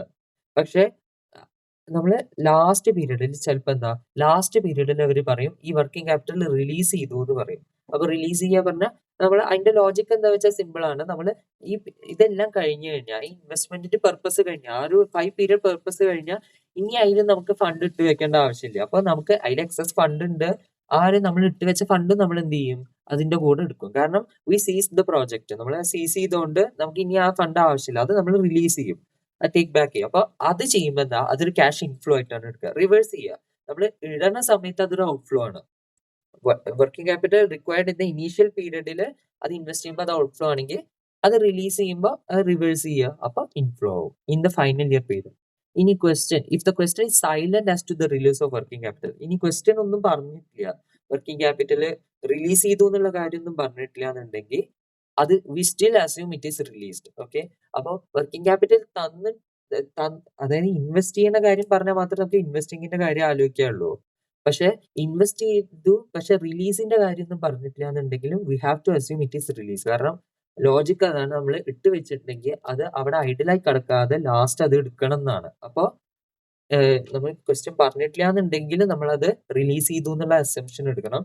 കൂടെ എപ്പോഴും ഒരു ഫുട് നോട്ട് എഴുതുക, അതായത് ആൻസർ എഴുതി കഴിഞ്ഞാൽ അത് നമുക്കൊരു ഫുട് നോട്ട് കൊടുക്കുക. Hereby we assume that the working capital is released at the end of the period എന്ന് കൊടുക്കുക. കാരണം നമ്മൾ ICAIക്ക് എപ്പോഴും ഒന്ന് ബോധ്യപ്പെടുത്തുക, നമ്മൾ ചെയ്തത് എപ്പോഴും റിപ്പോർട്ട് ചെയ്യുക, ICAIക്ക് റിപ്പോർട്ട് ചെയ്യുക. നമ്മൾ എന്ത് അസംപ്ഷൻ എടുത്തു പറഞ്ഞാൽ നമുക്ക് തോന്നി എന്തെങ്കിലും അസംപ്ഷൻ ഉണ്ടെന്നുണ്ടെങ്കിൽ അത് നമ്മൾ ജസ്റ്റ് റിപ്പോർട്ട് ചെയ്യുക, ICAIക്ക് റിപ്പോർട്ട് ചെയ്യുന്ന പോലെ നമ്മൾ അത് റിപ്പോർട്ട് ചെയ്യുക, അത് ലാസ്റ്റ് എഴുതുക. ഓക്കെ, അപ്പോൾ ഇതാണ് മെയിൻ ആയിട്ട് നമുക്ക് നോക്കേണ്ട. In determining the cash flows we should avoid non cash items, ആ ഒരു കാര്യമാണ് നമ്മൾ ശ്രദ്ധിക്കേണ്ടത്. സോ നമുക്ക് ഈ ഒരു കാര്യങ്ങൾ, അതായത് കുറച്ച് ക്യാഷ് ഫ്ലോസിന്റെ കാര്യം ക്ലിയർ ആയി എന്ന് ഞാൻ വിചാരിക്കുന്നു. അപ്പൊ ഇത്രയേ ഉള്ളൂ, ക്യാഷ് ഫ്ലോസിന്റെ അഡ്ജസ്റ്റ്മെന്റ്സ് ആണ് ഇതൊക്കെ. You can refer these notes. ഈ നോട്ട്സ് നിങ്ങൾ റിഫർ ചെയ്താൽ കുറച്ചുകൂടി ക്ലിയർ ആവും. പിന്നെ നെക്സ്റ്റ് എന്ന് പറയുന്നത് ഏറ്റവും ഇമ്പോർട്ടന്റ്, അതായത് the main essence of this chapter, investment ഡിസിഷന്റെ മെയിൻ ചാപ്റ്റർ എന്ന് പറയുന്നത് തന്നെ ഈ ടെക്നിക്സ്, ക്യാപിറ്റൽ ബഡ്ജറ്റിംഗ് ടെക്നിക്സ് ആണ്. ഇതാണ് മെയിനായി പ്രോബ്ലംസും വരിക, ഇതാണ് മെയിൻ ഈ ഒരു സംഭവം. അപ്പൊ ഇതിന് രണ്ട് തരമുണ്ട്, ട്രഡീഷണലും ഉണ്ട് മോഡേണും ഉണ്ട്. അപ്പോൾ ട്രഡീഷണൽ മോഡേൺ എന്ന് പറയുന്നത്, അപ്പോൾ ഈ ഒരു രണ്ട് ഡിഫറൻസിയേഷൻ പറയുന്നത് എന്താ, it depends upon the weather it is A discounting or non discounting. അപ്പോൾ ട്രഡീഷണൽ മെത്തേഡ്സിനെ നമ്മൾ നോൺ ഡിസ്കൗണ്ടിങ് എന്നാ പറയുക, മെത്തേഡ്സ് എന്നാ പറയുക. മോഡേൺ മെത്തേഡ്സിനെ ഡിസ്കൗണ്ടിങ് എന്നാ പറയുക. ഇപ്പോൾ പൊതുവെ ബുക്കിൽ മോഡേൺ എന്ന് പറയില്ല, traditional method and discounting methods എന്നാണ് എഴുതുക. പക്ഷെ we can still call it modern. കാരണം എന്താ വെച്ചാൽ പണ്ടത്തെ തിങ്കേഴ്സ്, അതായത് പണ്ട് ഉണ്ടായിരുന്ന മാനേജ്മെന്റ് തിങ്കേഴ്സും കാര്യങ്ങളൊക്കെ, അവരൊക്കെ എന്താ ചെയ്തത്, ഈ അവര് സാധാരണ പോലെ മെത്തേഡ്സ് ഇട്ടു. അതിന്റെ ടൈം വാല്യൂ ഓഫ് മണി, അതായത് ഈ ഡിസ്കൗണ്ടിങ് നോൺ ഡിസ്കൗണ്ടിങ് പറയുന്നത് എന്താ, whether we use time value of money concept or not. അപ്പോൾ ഡിസ്കൗണ്ടിങ് ടെക്നിക്സ് എന്ന് പറഞ്ഞാൽ അവിടെ ടൈം വാല്യൂ ഓഫ് മണി നമ്മൾ യൂസ് ചെയ്യില്ല. നോൺ ഡിസ്കൗണ്ടിങ് ടെക്നിക്സ് എന്ന് പറഞ്ഞാൽ അവിടെ ടൈം വാല്യൂ ഓഫ് മണി നമ്മൾ യൂസ് ചെയ്യില്ല. ആ ഒരു ഇതേ ഉള്ളൂ. അപ്പോൾ ട്രഡീഷണൽ പറഞ്ഞാൽ പണ്ട് ഇത് യൂസ് ചെയ്തിരുന്നില്ല, നമ്മൾ ഡിസ്കൗണ്ടിങ് ഫാക്ടറും കാര്യങ്ങളും പ്രസന്റ് വാല്യൂ ഒന്നും കണ്ടുപിടിച്ചിരുന്നില്ല. അപ്പൊ അങ്ങനെ എഴുതി. പക്ഷെ മോഡേൺ മെത്തേഡ്സ് എന്ന് പറഞ്ഞപ്പോൾ അവർ വിചാരിച്ചു അതിൽ കുറച്ച് ഡിസ്കൗണ്ടിങ് ഫാക്ടേഴ്സ് ഒക്കെ വരും. അപ്പൊ ആ ഒരു എഫക്ട് വരും, ഇൻഫ്ലേഷൻ കാര്യങ്ങൾ പോലുള്ള ഒരു എഫക്റ്റ് ആണ് വരിക. അപ്പൊ ആ ഒരു കാര്യം കാരണം ഡിസ്കൗണ്ടിങ് അവർ ഉൾപ്പെടുത്തി, അത്രേ ഉള്ളൂ. ഇനി നമുക്ക് ടെക്നിക്സിലേക്ക് പോകണ മുമ്പ് നമുക്ക് മെയിൻ ആയിട്ട് ഈ ഡിസ്കൗണ്ടിങ് നോൺ ഡിസ്കൗണ്ടിങ് പറയുന്നത്, അപ്പൊ ടൈം വാല്യൂ ഓഫ് മണി എന്താന്നുള്ളത് ജസ്റ്റ് എന്താ ഒരു ക്രക്സ് നമുക്ക് എന്ത് ചെയ്യുക ഇവിടെ കൊടുത്തിട്ടുണ്ടോ, ടൈം വാല്യൂ ഓഫ് മണി എന്താന്നുള്ളത് ബേസിക്സ്. അപ്പൊ ഈ ഡിസ്കൗണ്ടിങ് ഇതിന്റെ ലോജിക് എന്താ, നമ്മൾ ജസ്റ്റ് ബ്ലാൻഡ്ലി നമ്മൾ ഇത് ചെയ്യാണ്. അതായത് നമ്മൾക്കിപ്പോ ക്വസ്റ്റ്യൻ തന്നു, നമ്മളൊരു പ്രോസസ്സ് പോലെ പഠിക്കുക, മെക്കാനിക്കലായി എഴുതണമെന്നുള്ളത്. ചിലർക്ക് ആ ലോജിക്ക് കിട്ടണം എന്നില്ല. അപ്പൊ ഈ ലോജിക്ക് കിട്ടിയില്ലെങ്കിൽ ഉള്ള പ്രശ്നം എന്താ വെച്ചാൽ നമുക്ക് മാർക്ക്, അതായത് നമുക്ക് കൺഫ്യൂഷൻ വരും. അപ്പൊ നമുക്കൊരു എന്താ നമ്മൾ ചെയ്യണമെന്ന് അറിയാതെ നമ്മളിങ്ങനെ എഴുതുമ്പോൾ ചിലപ്പോൾ ഒരു ഭാഗം തെറ്റിയാൽ നമുക്ക് അങ്ങനെ തെറ്റും. നമ്മളിങ്ങനെ ടെക്നിക്കലായിട്ട് അല്ലെങ്കിൽ മെക്കാനിക്കലായിട്ട് നമ്മൾ എഴുതും. അപ്പോൾ നമുക്ക് ആ ലോജിക്ക് കിട്ടിയാൽ നമുക്ക് കൂടുതൽ ശ്രദ്ധിക്കാൻ പറ്റും. അപ്പൊ കൂടുതൽ നമുക്ക് മനസ്സിലാവും എവിടെ എന്താണ് സംഭവം. ഓക്കെ, അപ്പൊ time value of money just ഒരു ഇത് പറയാം. അപ്പൊ ഈ നമുക്കറിയാം ഡിസ്കൗണ്ടിങ് ഫാക്ടർ എന്ന് കൊടുക്കുന്നുണ്ട്, 12%, 50%, അതിങ്ങനെ 0.15, 0.12 എന്നൊക്കെ പറഞ്ഞ് നമ്മൾ കൊടുക്കും. അപ്പൊ അതെന്താന്നുള്ളത് പറഞ്ഞാൽ അതിന്റെ ലോജിക്ക് എന്താ വെച്ചാൽ ഇത് somewhat like an inflation rate ആണ്. അപ്പൊ ഈ ഡിസ്കൗണ്ടിങ് ഫാക്ടർ പറഞ്ഞാൽ ഒരു ഇൻഫ്ലേഷൻ റേറ്റ് ആണ്, ഇൻഫ്ലേറ്റ് ചെയ്യണം. അപ്പോൾ ആ ഒരു ഇൻഫ്ലേഷൻ റേറ്റ് പറയുന്ന പോലെ ആ മണിയുടെ വാല്യൂ എന്ത് ചെയ്യുക, കുറഞ്ഞു വരിക എന്നുള്ളൊരു കൺസെപ്റ്റ് ആണ് ഇവിടെ ടൈം വാല്യൂ ഓഫ് മണി പറയുന്നത്. നിങ്ങൾ ഫൗണ്ടേഷനിൽ പഠിച്ചതാവും ഇത്. ഫൗണ്ടേഷനിലും ഉണ്ടായിരുന്നു, CA ഫൗണ്ടേഷനിലും ബിസിനസ് മാത്തമാറ്റിക്സിലും ഉണ്ടായിരുന്നു, അതേപോലെ CMA ഫൗണ്ടേഷനിലും ഉണ്ടാവും ഇത് ഫൗണ്ടേഷൻ. പിന്നെ സ്കൂളിലൊക്കെ പഠിച്ച കാര്യങ്ങളാണ്. ഇങ്ങനെ ഡിഗ്രിക്കൊക്കെ പോയവരുണ്ട് എന്നുണ്ടെങ്കിൽ അവരിത് ഇങ്ങനെ എന്താ ബേസിക് മാത്തമാറ്റിക്സ് എന്നൊക്കെ പറഞ്ഞിട്ട് പഠിച്ചിട്ടുണ്ടാവും. അപ്പോൾ അതിലൊക്കെ ഈ കൺസെപ്റ്റ് പറയുന്നത് ഇൻഫ്ലേഷൻ പോലെ വരികയാണ്, മണിയുടെ വാല്യൂ ചേഞ്ച് ചെയ്യാണ്ട്, ഡിക്രീസസ് ഓവർ ടൈം. അപ്പൊ ഇതിലൊരു എക്സാമ്പിൾ കൊടുത്തിട്ടുണ്ട്. അതായത് ഫസ്റ്റ് ഇയറിൽ നമുക്ക് 1000 rupees ഉണ്ട് വിചാരിക്കുക. അത് നമ്മൾ ഇങ്ങനെ ഇട്ട് വെക്കുകയാണ് for a period of 5 years. അപ്പൊ എന്താ 10% ആണ് ഡിസ്കൗണ്ടിങ് ഫാക്ടർ ഇവിടെ, അതായത് ഇൻഫ്ലേഷൻ റേറ്റ് പോലെ. കോമ്പൗണ്ട് ഇൻട്രസ്റ്റിന്റെ ലോജിക്കും പോലെ നമുക്ക് പറയാം. അപ്പൊ ബാങ്കിലൊക്കെ നമ്മൾ കോമ്പൗണ്ട് ചെയ്യുന്നുണ്ടല്ലോ ഇൻട്രസ്റ്റ്, ആ ഒരു ലോജിക്കുമാണ് ഇതിൽ വരിക. അപ്പൊ അങ്ങനെയും നമുക്ക് ചിന്തിക്കാം, അല്ലെങ്കിൽ ഇൻഫ്ലേഷൻ ആയിട്ടും ചിന്തിക്കാം. It depends upon your logic. Okay, so എന്താ ഇയർ 0 പറഞ്ഞ 1000 rupees നമ്മൾ ഇട്ടു. നമ്മൾ ഫസ്റ്റ് ഇയർ ആയപ്പോഴേക്ക് 10% എന്താ ഡിസ്കൗണ്ടിങ് ഫാക്ടർ പറഞ്ഞാൽ 10% കൂട്ടി കഴിഞ്ഞാൽ ഇയർ 1 ആവുമ്പോഴേക്കും എന്താ 1000 + 10% പറഞ്ഞാൽ എന്താ 1100 ആവും. അതായത് ഇയർ 1 1100 പറഞ്ഞാൽ ഇയർ 0 1000 ഈക്വൽ ആണ്. അതായത് അതിനാണ് ഞാൻ പറഞ്ഞത് ഇൻഫ്ലേഷൻ റേറ്റ് എന്ന് ഞാൻ പറയാൻ കാരണം അതാണ്.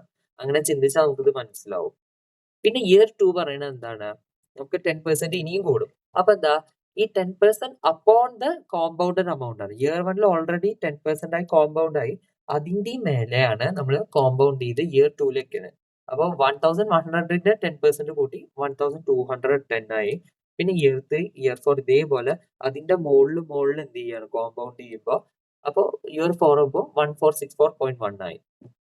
ഇനി ഇവിടെ എന്താ വെച്ചാ ഇവിടെയാണ് നമുക്ക് പ്രസന്റ് വാല്യൂ ഫ്യൂച്ചർ വാല്യൂയുടെയും ഒരു ലോജിക്ക് കിട്ടണം, മനസ്സിലാക്കണ്ട. അപ്പൊ ഇയർ 4 നമുക്ക് കണ്ടു ഈ ഇയർ 0 1000 rupees ഇയർ 4 എത്രയായി 1464.1 ആയി. അപ്പൊ നമുക്ക് എന്താ ഇയർ 1000 നമുക്ക് ഇവിടുന്ന് തന്നെ നമുക്ക് എന്ത് ചെയ്യാ ചിന്തിക്കാം. ഇങ്ങനെ ഈവൻലി നമുക്ക് 10% കൂടുന്നുണ്ടെന്നുണ്ടെങ്കിൽ ഈ ഒരു ഇയറിന് 1000 ഉണ്ടെങ്കിൽ 4 years കഴിഞ്ഞാൽ എത്ര ആവും എന്നുള്ളത് നമുക്ക് ചിന്തിക്കേണ്ടതാണ് ഫ്യൂച്ചർ വാല്യൂ പറയുന്നത്. അപ്പൊ ഫ്യൂച്ചർ വാല്യൂ എന്ന് പറയുന്നത് എന്താ വെച്ചാൽ നമ്മൾ ഇപ്പോൾ 1000 ഭാവിയിൽ 4 വർഷം കഴിഞ്ഞാൽ എത്രയാവും 1464.1 ആവും. അതാണ് ഫ്യൂച്ചർ വാല്യൂ കണ്ടുപിടിക്കുക എന്നുള്ളത്. ഇവിടുന്ന് തന്നെ നിന്നിട്ട് നമുക്ക് ചിന്തിക്കാം ഫ്യൂച്ചർ വാല്യൂ എത്രയാണ്.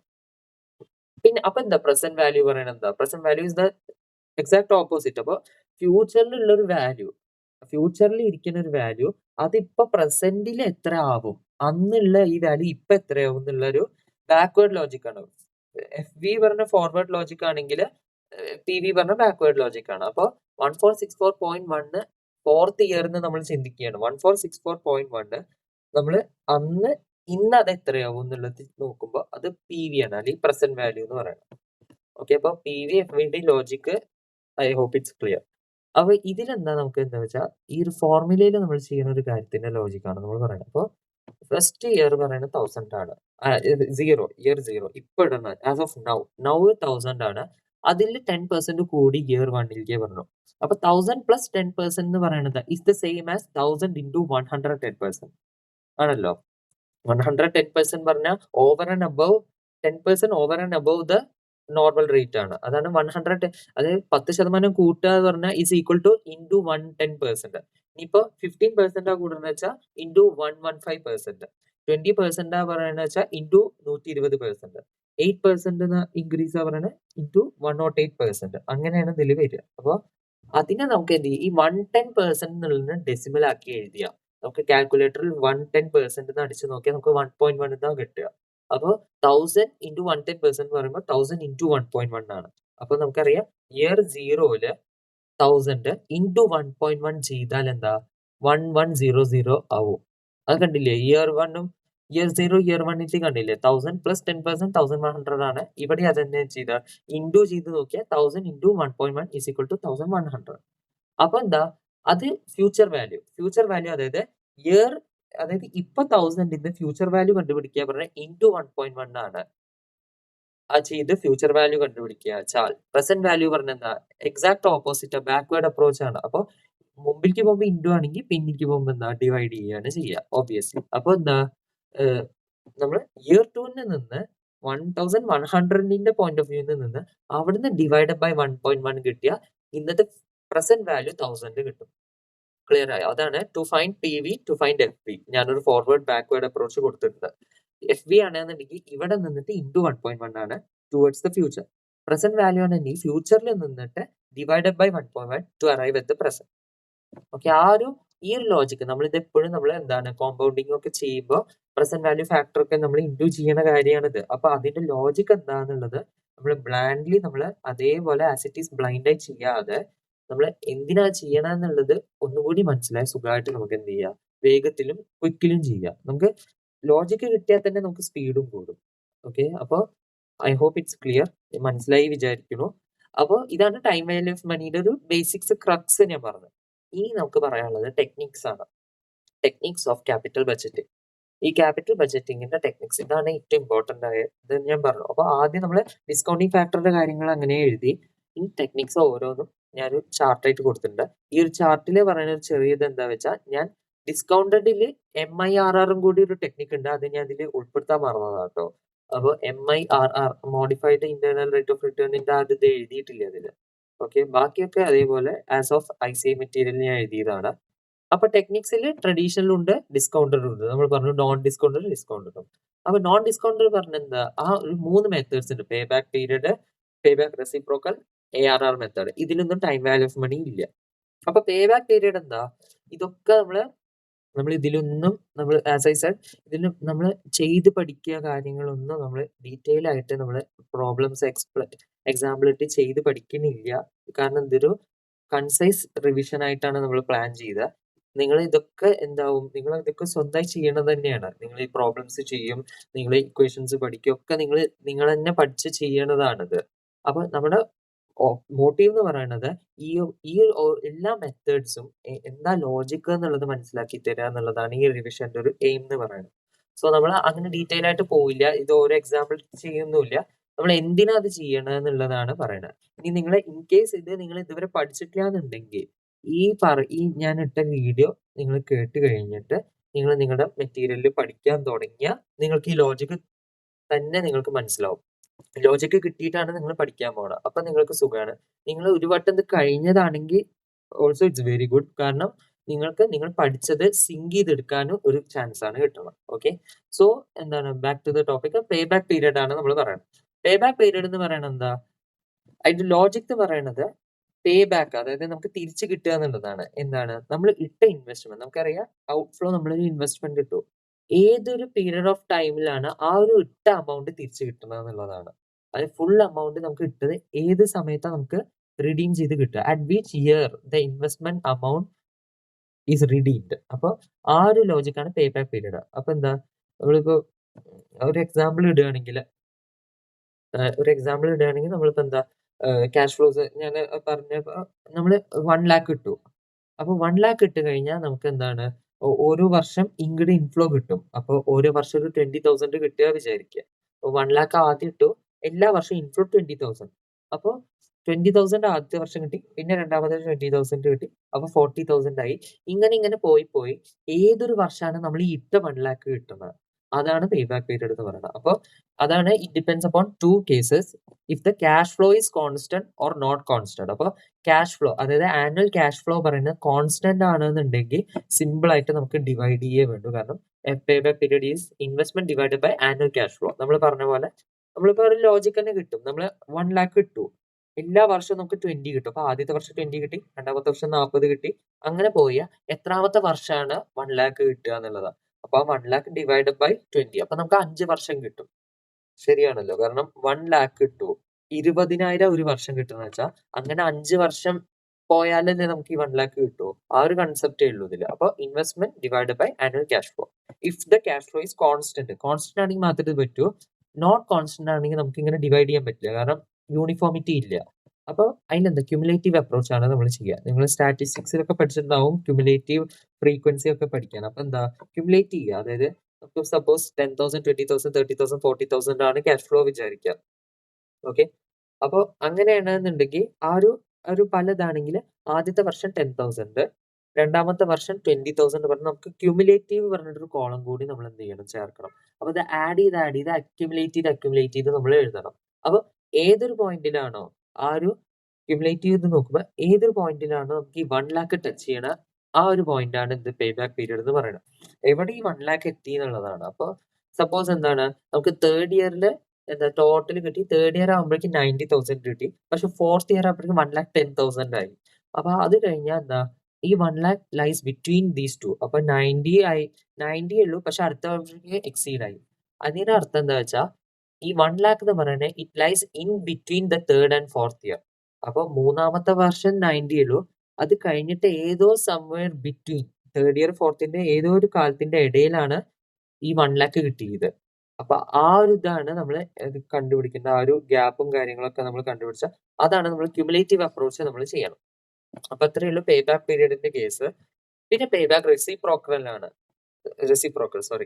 പേ ബാക്ക് റെസിപ്രോക്കൽ ആണ്. പേ ബാക്ക് റെസിപ്രോക്കൽ എന്ന് പറയുമ്പോൾ എന്താ, പേ ബാക്ക് പീരീഡിനെ നമ്മൾ റെസിപ്രോക്കലായി എഴുതുക എന്നുള്ളതാണ്, വേറൊന്നും അതിലില്ല.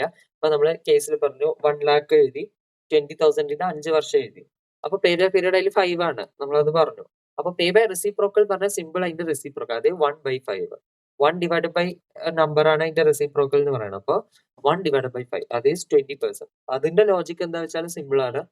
ഒരു റെസിപ്രോക്കൽ പറയണ എത്ര പ്രൊപ്പോർഷൻ, അതായത് എത്ര പെർസെന്റേജ് ആണ് നമുക്ക് ആ ഒരു ഇൻവെസ്റ്റ്മെന്റിന്റെ എത്ര പെർസെന്റേജ് ആണ് പെർ ഇയർ നമുക്ക് കിട്ടുന്നത്.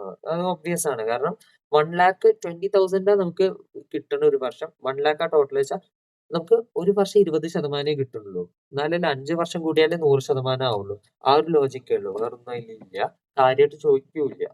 പിന്നെ പറയണത് എന്താ, അക്കൗണ്ടിങ് റേറ്റ് ഓഫ് റിട്ടേൺ ആണ് നെക്സ്റ്റ് ഇമ്പോർട്ടന്റ് പറയുന്നത്. Accounting rate of return, ARR method. ARR മെത്തേഡിൽ നമ്മൾ ശ്രദ്ധിക്കേണ്ട കാര്യം എന്താ വെച്ചാൽ അതിൽ ഏറ്റവും പ്രധാനമുള്ളത് നമ്മൾ അവിടെ ക്യാഷ് ഫ്ലോസ് അല്ല എടുക്കുക. ബാക്കി എല്ലാ കേസിലും നമ്മൾ ക്യാഷ് ഫ്ലോസ് ആണ് എടുക്കുക. നമ്മൾ പറഞ്ഞു നോൺ ക്യാഷ് ഐറ്റംസ് ഒക്കെ ഉണ്ടെങ്കിൽ ആഡ് ചെയ്ത് ബാക്ക് ചെയ്ത് അഡ്ജസ്റ്റ് ചെയ്യുകയൊക്കെ ചെയ്യണം. പക്ഷെ അക്കൗണ്ടിങ് റേറ്റ് ഓഫ് റിട്ടേൺ, അതായത് അക്കൗണ്ടിങ് കൺസെപ്റ്റ് പ്രകാരമാണ്. അതുകൊണ്ട് ഇവിടെ ക്യാഷ് ബേസിസ് അല്ല, അക്രൂവൽ ബേസിസ് ആണ് നമ്മൾ എടുക്കുക. അതായത് നമ്മൾ സാധാരണ അക്കൗണ്ട്സിൽ എങ്ങനെയാണോ കണ്ടുപിടിക്കുന്നത്, നെറ്റ് പ്രോഫിറ്റും കാര്യങ്ങളും എങ്ങനെയാണോ കണ്ടുപിടിക്കുക, ആ നെറ്റ് പ്രോഫിറ്റ് അക്കൗണ്ട്സിൽ നമ്മൾ ചെയ്യുന്ന ക്ലാസിക് നെറ്റ് പ്രോഫിറ്റ് ആണ് ഇവിടെ നമ്മൾ എടുക്കേണ്ടത്, ക്യാഷ് ഫ്ലോസ് അല്ല. ആ ഒരു പോയിന്റ് ആണ് നമ്മൾ ARR മെത്തേഡിൽ ശ്രദ്ധിക്കുന്നത്. വേറൊന്നും നമുക്ക് ശ്രദ്ധിക്കാൻ വേറെ ഡിഫിക്കൽട്ടി ഒന്നും ഇതിലില്ല. ആകെ ശ്രദ്ധിക്കേണ്ടത് എന്താ വെച്ചാൽ average net profit divide by investment ആണ് ഇത് ഫോർമുല പറയണം. അതായത് നമ്മൾ ക്യാഷ് ഫ്ലോ അല്ല, net profit as per accounting ബുക്സിന്റെ ഇതാണ് തരിക. അപ്പൊ നമുക്ക് ക്യാഷ് ഫ്ലോ തന്നാൽ ഇന്ന് ഡിപ്രീസിയേഷൻ കളയണം. അങ്ങനത്തെ കാര്യങ്ങളാണ് അഡ്ജസ്റ്റ്മെന്റ് ഇവിടെ വരിക. ഓക്കെ, അപ്പൊ അത്രേ ഉള്ളൂ ട്രഡീഷണൽ മെത്തേഡ്സ് എന്ന് പറയുന്നത്. അതായത് നോൺ ഡിസ്കൗണ്ടിങ്ങിൽ ഈ ഒരു 3 ഇതാണ് വരുന്നത്. Now will come to discounted methods. അപ്പോൾ അവിടെ എന്താ time value of money consider ചെയ്യുന്ന ഫാക്ടേഴ്സ് ആണ്. അതിൽ നിന്ന് നമ്മൾ ഇങ്ങനെ ഡിസ്കൗണ്ടിങ് ഫാക്ടേഴ്സും കാര്യങ്ങളൊക്കെ ചെയ്ത് ആ ഒരു ഇതാണ് ഡിസ്കൗണ്ട് എന്ന് പറയുന്നത്. ഇതിൽ നമുക്ക് ആദ്യം തന്നെ ഡിസ്കൗണ്ട് പേ ബാക്ക് പീരീഡിന്റെ കാര്യം പറയാം. Because is related to pay back period. Traditional pay back period തന്നെയാണ് ഇവിടെ ഡിസ്കൗണ്ട് പേ ബാക്ക് പീരീഡ്. ആകെയുള്ള വ്യത്യാസം എന്താ വെച്ചാൽ പേ ബാക്ക് പീരീഡിന് നമ്മൾ ഡിസ്കൗണ്ടിങ് ഫാക്ടർ ഇട്ടിട്ട് എന്താണ് നമ്മൾ പ്രസന്റ് വാല്യൂ കണ്ടുപിടിച്ചിട്ടാ ചെയ്യണമെന്ന് വെച്ചാൽ that is discounted pay back period. അത്രേ ഉള്ളൂ. ആ ഒരു പ്രോസസ് എല്ലാം സെയിം തന്നെയാണ്. ആകെയുള്ള എന്താ വെച്ചാൽ നമ്മൾ ഡിസ്കൗണ്ടിങ് ഫാക്ടർ ഇടണോ, ആ ക്യാഷ് ഫ്ലോസ് പ്രസന്റ് വാല്യൂ കണ്ടുപിടിക്കണമെന്നേ ഉള്ളൂ. അപ്പൊ അതേ ഉള്ളൂ ഡിസ്കൗണ്ടഡ് പേ ബാക്ക് പീരീഡ്. ഇനി നെക്സ്റ്റ് എന്ന് പറയുന്നത് NPV മെത്തേഡ്സ് ആണ്. പ്രോഫിറ്റബിലിറ്റി ഇൻഡെക്സ്, IRR, പിന്നെ MIRR ഉണ്ട്. ഞാൻ പറഞ്ഞ ചാർട്ടിൽ ഞാൻ പറഞ്ഞതാണ്. അപ്പൊ ഈ 4 മെത്തേഡ്സ് ആണ് ഇതിൽ മെയിൻ ആയിട്ട് കൺഫ്യൂസിംഗ് ആയി വരുന്ന കുറച്ച് കാര്യങ്ങൾ ഇതിലാണ്. കാരണം ഈ 4ഉം സംവാട്ട് സിമിലർ ആയിട്ട് നമുക്ക് തോന്നും. ചെയ്യുമ്പോഴൊക്കെ നമുക്ക് NPV ആണോ IRR ആണോ, ഇനി MIRR പറയുന്നത് IRR ആയിട്ട് വളരെ സാമ്യമുള്ളത്. അപ്പോൾ അത് തമ്മിലൊക്കെ കൺഫ്യൂഷൻ വരും. അപ്പൊ അതിനെ നമുക്ക് കൺഫ്യൂഷൻ തീർക്കാൻ വേണ്ടിയാണ് നമ്മൾ ഈ 4th പേജിൽ നമ്മളൊരു പ്രത്യേക തരത്തിലൊരു ചാർട്ട് നമ്മൾ വരച്ച.